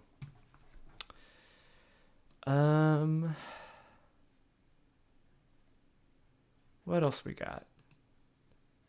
I'm trying to see if there's any other fun things.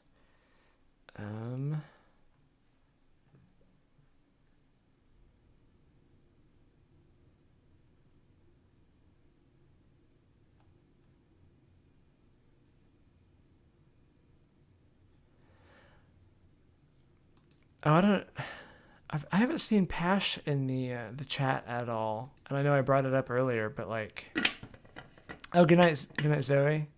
Thank you for hanging out.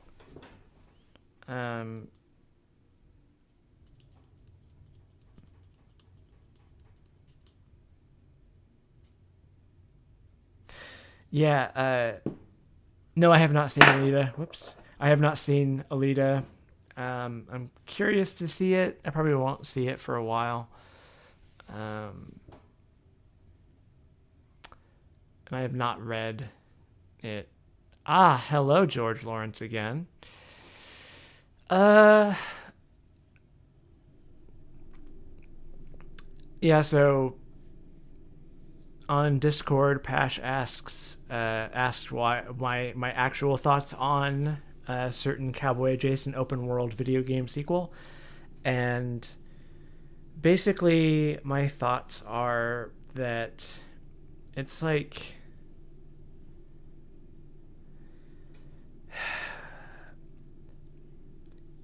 so you have all of these realistic elements.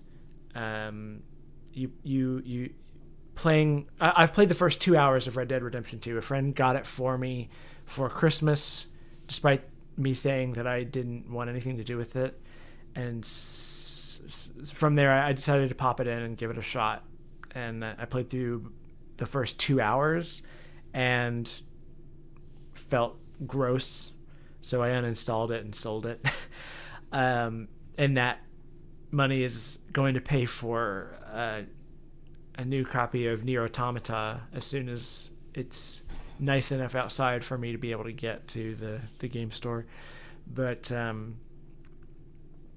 thing with Red Dead Redemption 2 is that you've got all of these realistic elements that are, meant to create this sense of like weight and immersion. So, there's the snow that's beautifully rendered where it leaves realistic tracks that persist.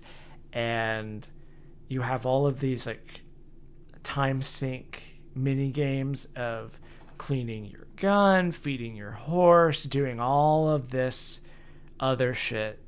And it's when you're in a place and you're looting stuff, if you open a cabinet, you have to loot each individual item with a specific button press. You can't just like hold X and grab everything. You have to play through each animation of grabbing something and putting it in your pocket. And I don't know. There's so many of these things where like your horse has a stamina and a hunger meter, and you've got all these meters. It's all about realism. And the thing about all of these elements of realism is that I'm fine with them in a game about living out in the West, and it's like a realistic experience of like surviving in the world, where the whole point is like it's a survival simulator. But then you get into combat and you're fighting against literally an army of dudes. Like the first combat encounter you have is with like 6 or 7 dudes, and then the next one after that is probably like 30 that you have to kill. And it's, I mean, you take so many bullets before you fall down. And it's like, okay, so and of course, obviously, like, your guns are accurate. And basically, like, the realism only goes as far as it can superficially give you the sense of a weighty, realistic world without actually interrupting the core gameplay loop that involves actual like the fun part of the game. And considering Rockstar's core demographic and their sort of status as like prestige AAA game development, super hard eye roll, all I can think is that this is a game that's scientifically designed to show off how much time and money they put into this this game. So there's all these elements of polish that make it look expensive and realistic, and they're all also time sinks. They're, like George Lawrence says, busy work. And then you get to combat, and what it should be is you wind up with a standoff like 1 or 2 people, or like a house of 3 people is very dangerous, and potentially like you don't know if you'll be able to survive an encounter with that many people.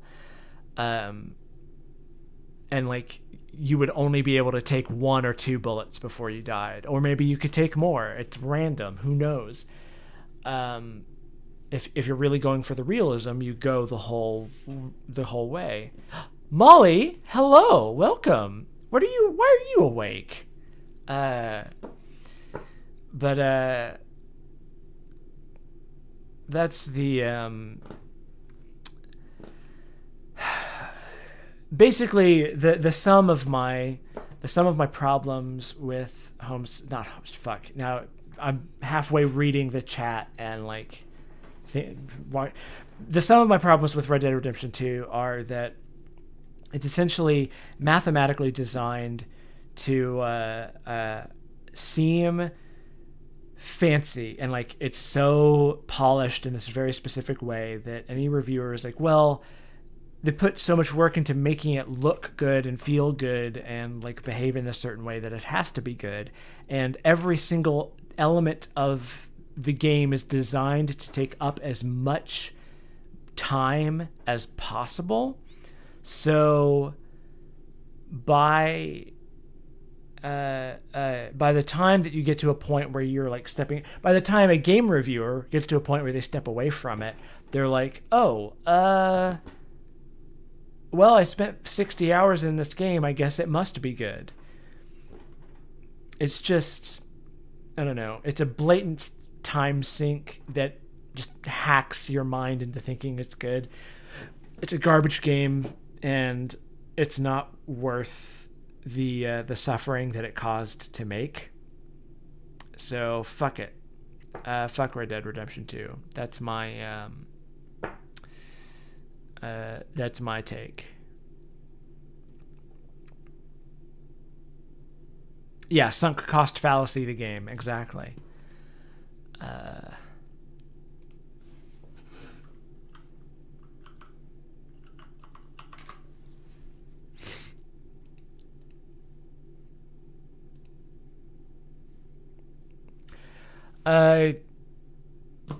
Grandpa Glasses, do you rent or buy Black Klansman? I imagine rent because I'm not a fan of Spike Lee, so I don't know. I imagine that Black Klansman is highly overrated. I don't know. That's how I feel about most of his films.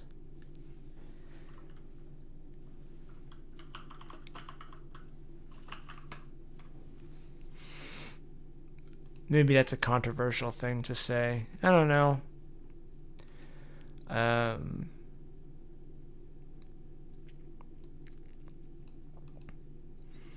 I played the first Red Dead Redemption all the way through, and I enjoyed it. I actually thought it was the best game ever made at the time. I'm sure I would disagree with that now.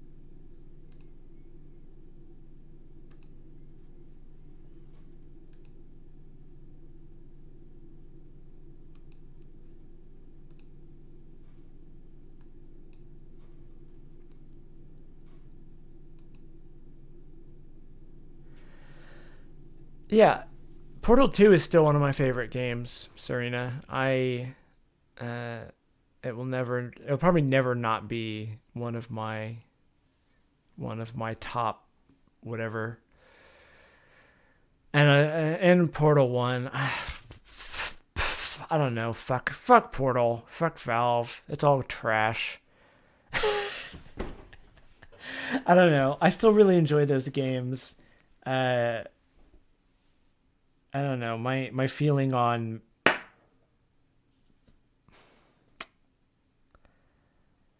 no gods, no kings, nothing. It's all trash. Throw it all in the garbage. Who cares? All art is nonsense. Get rid of it. I haven't played Dead Cells yet. I still want to, despite some uh, weird ableist jokes it makes. Apparently, I don't know. I will probably still play it eventually.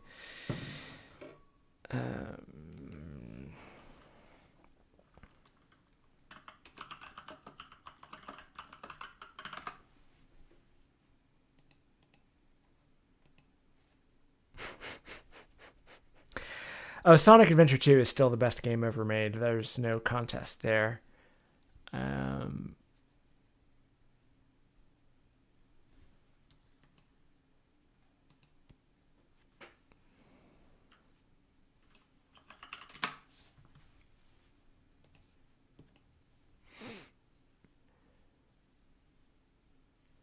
I still haven't finished Mother 3, and by finished, I mean played. I've played the first like 2 hours of Mother 3, and I need to get back to it. There's so many things I need to get back to. Uh,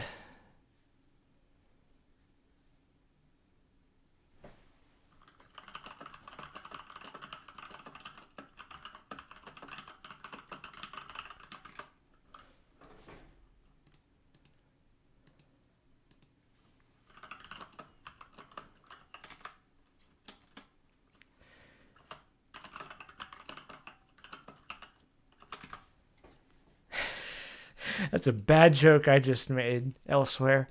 Oh yeah, Eternal Darkness is very good. Still hoping for uh, HD remake of that someday. That would be nice.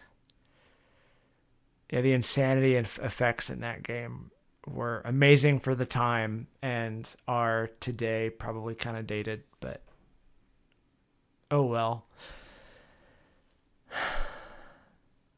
Uh,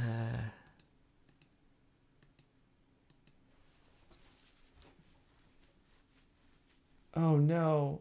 Oh no.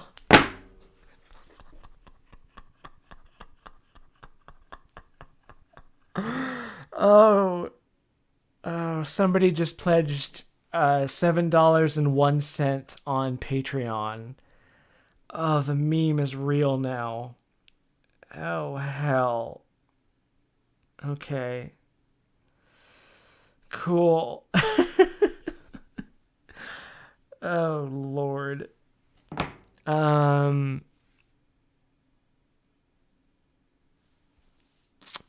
if I ever played Soma. I started playing it a bunch of times and then I never get very far.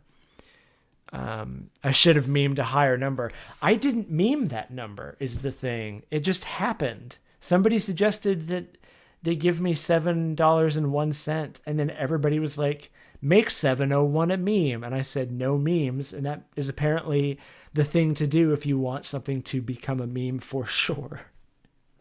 So there you go. Serena, I don't get the 701 thing either. People just decided it was a thing. This is the internet. Just arbitrary. I hate it. The best Sonic game is the Sonic Dreams collection. That's my hot take of the evening. Well, yeah, I said I was $7 short for AdSense. I just don't know where the 1 cent came from. I guess just from get an extra. I guess get 1 cent higher, whatever. Oh Lord, help me.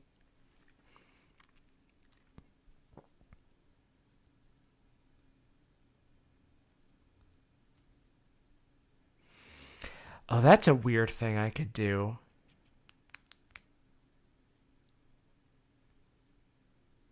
I'm still like puzzling over in my brain. I like how I'm pointing at my brain just to make sure you know what organ I'm referring to when I say that.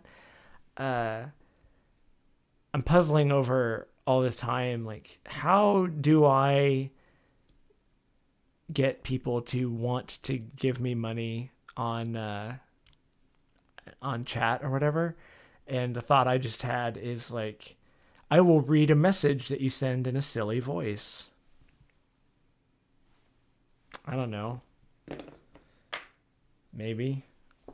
Maybe that's something people would buy into. People gave me money to play a song.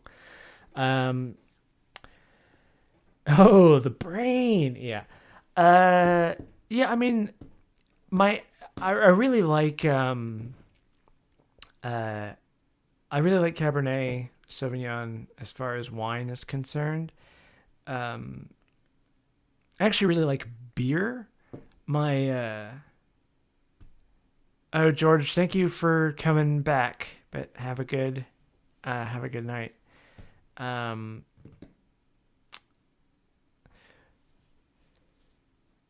yeah, we're the weird ones, Joe. Uh-huh. Uh but I also really like stouts as a beer person. I one of my favorite. Burb, don't tell me when to go to bed. You're a baby. You're just a little bird. What are you even doing? Still have time to like cabinet Sauvignon.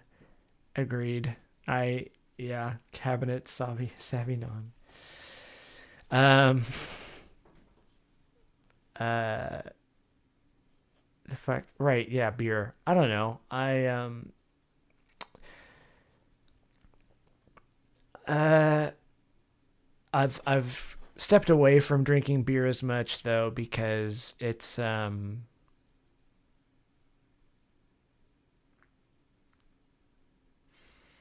don't know, it upsets my stomach at times, and it's also uh generally more expensive. If you're like me and you prefer stuff that is uh, uh, good. So there are a couple of breweries here in Oklahoma that are quite good. Um,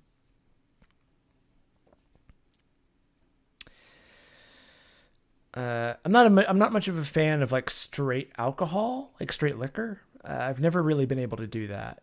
It always just makes me feel like I'm dying, which maybe is the point. But like, I used to do shots a lot with my college friends, and I hate it. I just hate it. And yeah, Burb, I know I said that I would go to bed, you know, in half an hour, 35 minutes ago. But, oh, here. You didn't have to give me $2 to yell at me. Um, I'll probably go for another 15, 20 minutes, depending.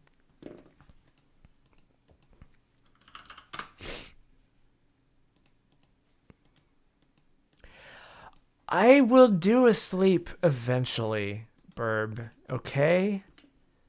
Someday. Sooner or later. I have my reasons for deciding to stay awake, okay? Don't even with your judgments. uh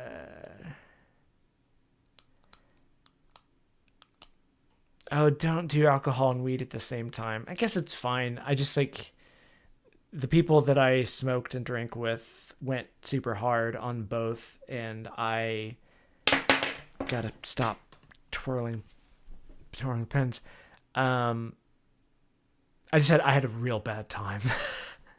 uh, and for a long time, the only time I'd ever smoked weed was while getting super drunk and smoking way too much. So like it was. I specifically remember at one point, uh,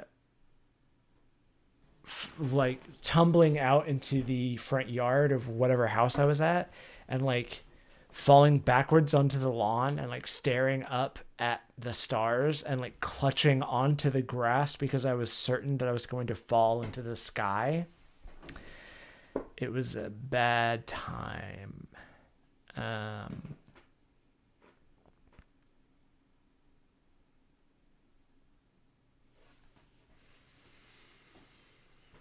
I don't know. I always like the idea of smoking weed because I know a lot of people who do it all the time, and that it helps them be creative or whatever, and like chills them out. But every time I smoke weed, and even when I do it in like moderate doses, uh, it just renders me incapable of conscious thought, which is nice. It's a nice feeling because I think too much. But like, I remember at one point going over to a friend's house, and this was when I was still working very hard on doing a metamodernism series. I They were asking me to explain, what is metamodernism, and I got about like two sentences in before realizing, like, I had to stop and say, "Hey, so I can't remember the last word I said when I start a new word. I've lost my ability to think." And he thought that he was like frustrating me with his questions because he does have a tendency to be like sort of a dick. But I was like, no, don't feel bad. I literally can't string my thoughts together right now. So, yeah,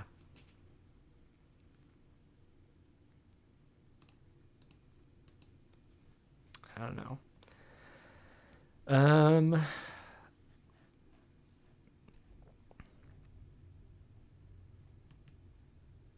where the dang old 40 still? Wow. Um,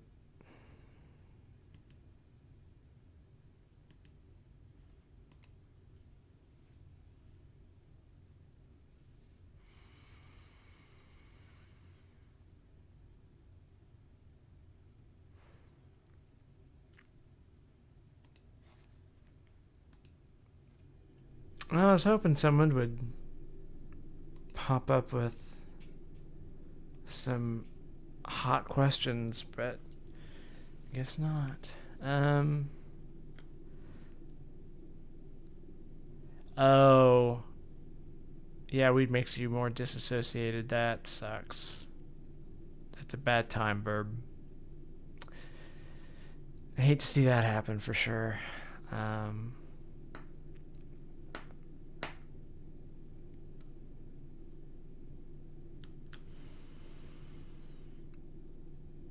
Yeah. Probably gonna wrap this up soon. Just thoughts on Sandman. I like Sandman. Sandman's one of my favorite comics.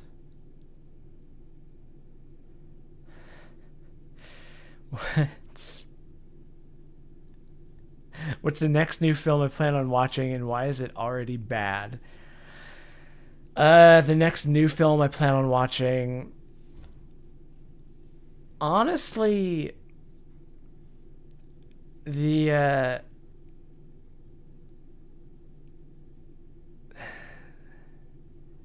next film I plan on seeing in theaters is it's probably going to be Captain Marvel, and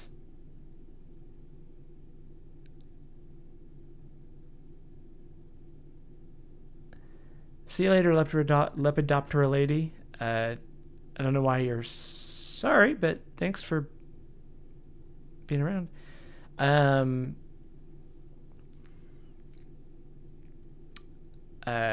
I imagine Captain Marvel will be fine as a movie. I like the Marvel movies generally, but I don't tend to engage with them too critically. I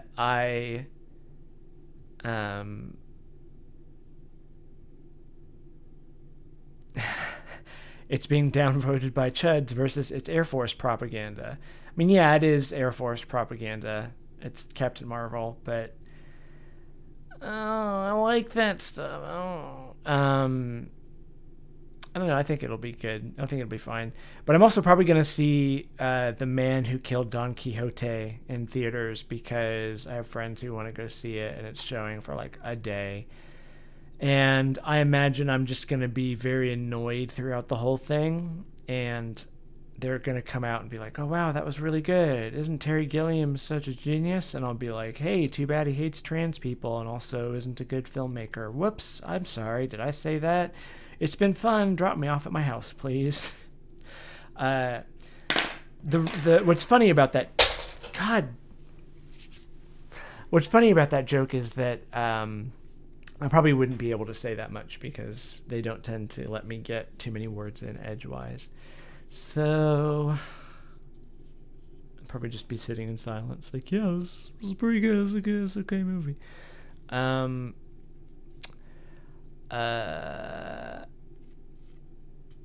I know I need sleep. I'm working on it. Dang it.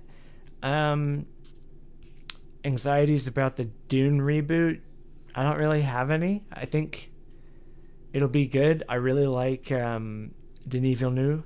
I want to see him make anything that he does. I'm on board for, and I like David Lynch's Dune, even though I think it is very flawed. It still has a lot of really nice things about it, really weird, wonderful, stupid things about it.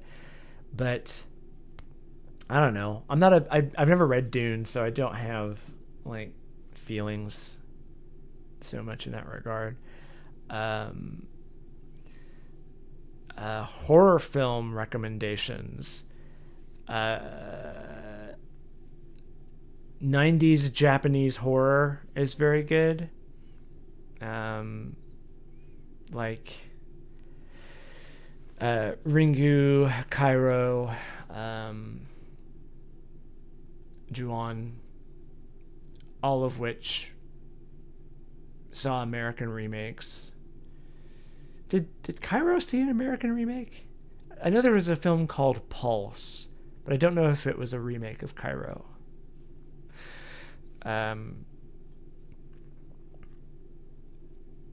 If you're looking for something that's more along the lines of Gremlins, I highly recommend Krampus. That's a fucking great movie. What else? The Witch is an excellent film. That is spooky in a lot of interesting ways that we don't see too often.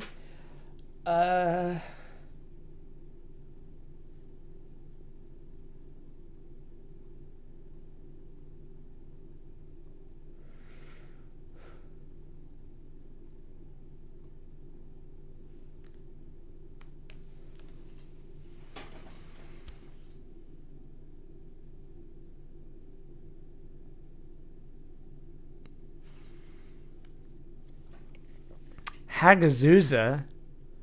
I don't know what that is. Molly, explain yourself.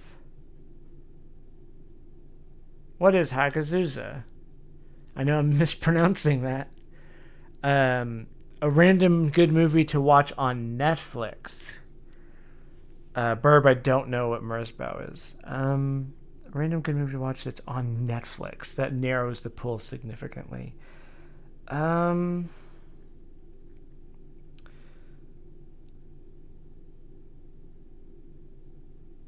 My first instinct was to say Russian Doll, which isn't a movie, but I mean, it's 8 episodes of 30 minutes apiece, so it's like a 4-hour movie.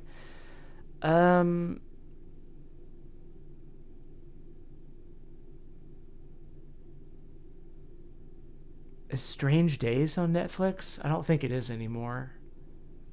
That's an interesting movie.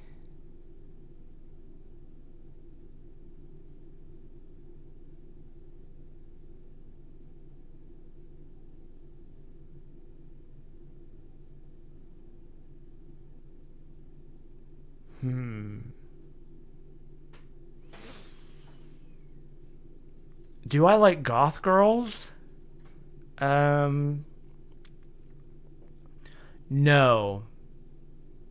I don't like goth girls. I mean, I am a fan of girls generally, and I don't mind getting stepped on by a goth girl every now and again. I don't know.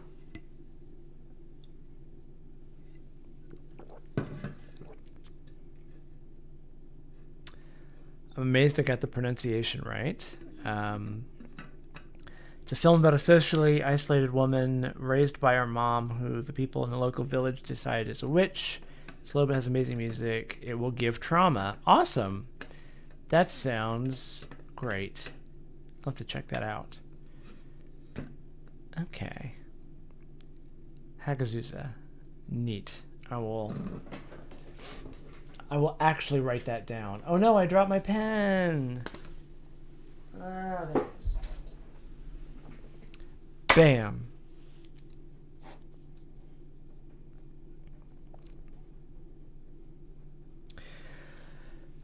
Okay, any final thoughts? Any pressing last questions? I'm going to give us like 5 to 10 minutes. What do we got on the mind?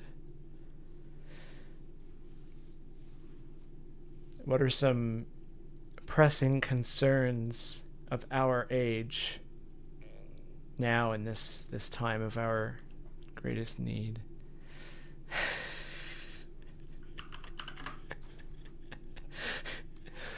I'm wearing a cute shirt. Thank you, Molly. It's a character in Homestuck that you haven't met yet. Or are you talking about this? I almost wore this in the McElroy video with the with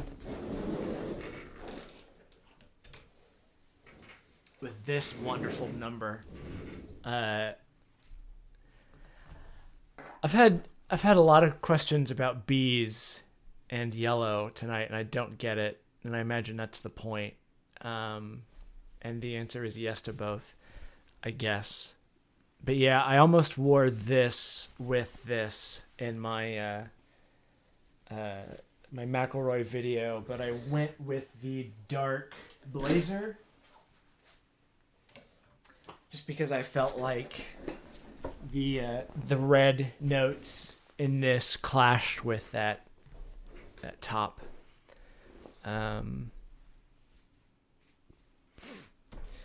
Do I like glitter? Not particularly. It's I don't know, it's rough and it's coarse and it gets everywhere. It's just frustrating. I haven't seen Hobo with a Shotgun. It's been on my list forever. I wonder if I will like it as much as I would have liked it back when it came out. I don't know. My tastes have gotten so much more complicated since then. Oh, dang. People should pay me to do their stupid witch voice. Yikes. I think I'm going to do that next live stream. Have some sort of, like, give me this much money and a few lines of whatever, and I'll... God, that's such a dumb thing. What an awful dystopia we live in these days. Where it's like, how can I do silly things enough that people will give me money? Whatever. I mean, I guess it's not terribly different from busking. Oh, God. Being an online content creator is just busking with extra steps.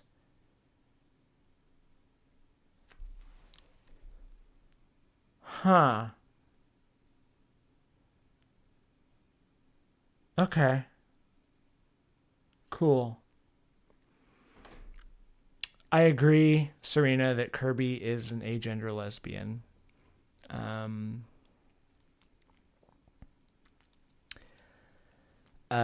Isn't lesbianness inherently gendered? I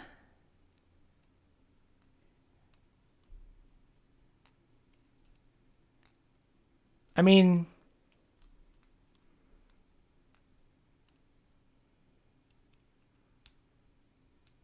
I don't know. Definitionally, yes, I guess. But I don't know. The concept of gender is bunk anyway. It's all nonsense words. They're just things that we made up. Words can mean whatever we want them to mean.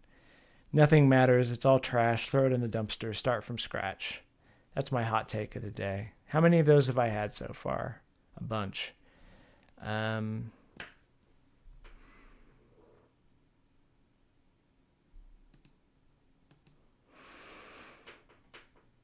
Stop calling me cute. Okay. I'm going to go to bed now. Yeah, Burb, I'm doing it. I'm doing the bed. Thank you for the money you gave me 20 minutes ago to tell me to go to bed. It's been a good time, y'all.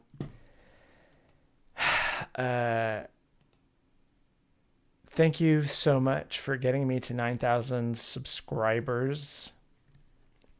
It's kind of amazing to see how far I've come in such a short time. So,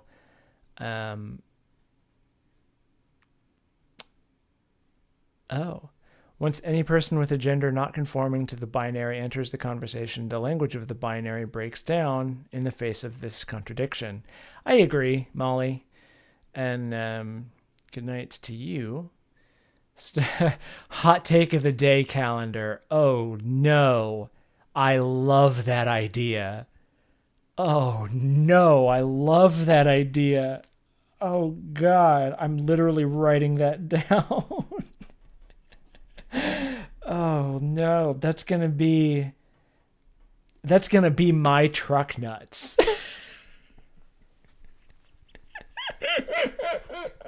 Except I didn't come up with it. Anyway,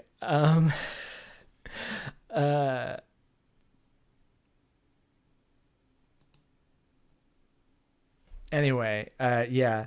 thank you all for helping support me to get where I am today. And I'll be back streaming again after my next video comes out, which it'll be coming out hopefully within 5 days. I wanted to have it out by Friday. That is extraordinarily optimistic at this point. Realistically, it'll be out next Friday, but I would like to get it out sooner. We'll see. We'll see. But it'll be out soon enough, and I think it'll be good.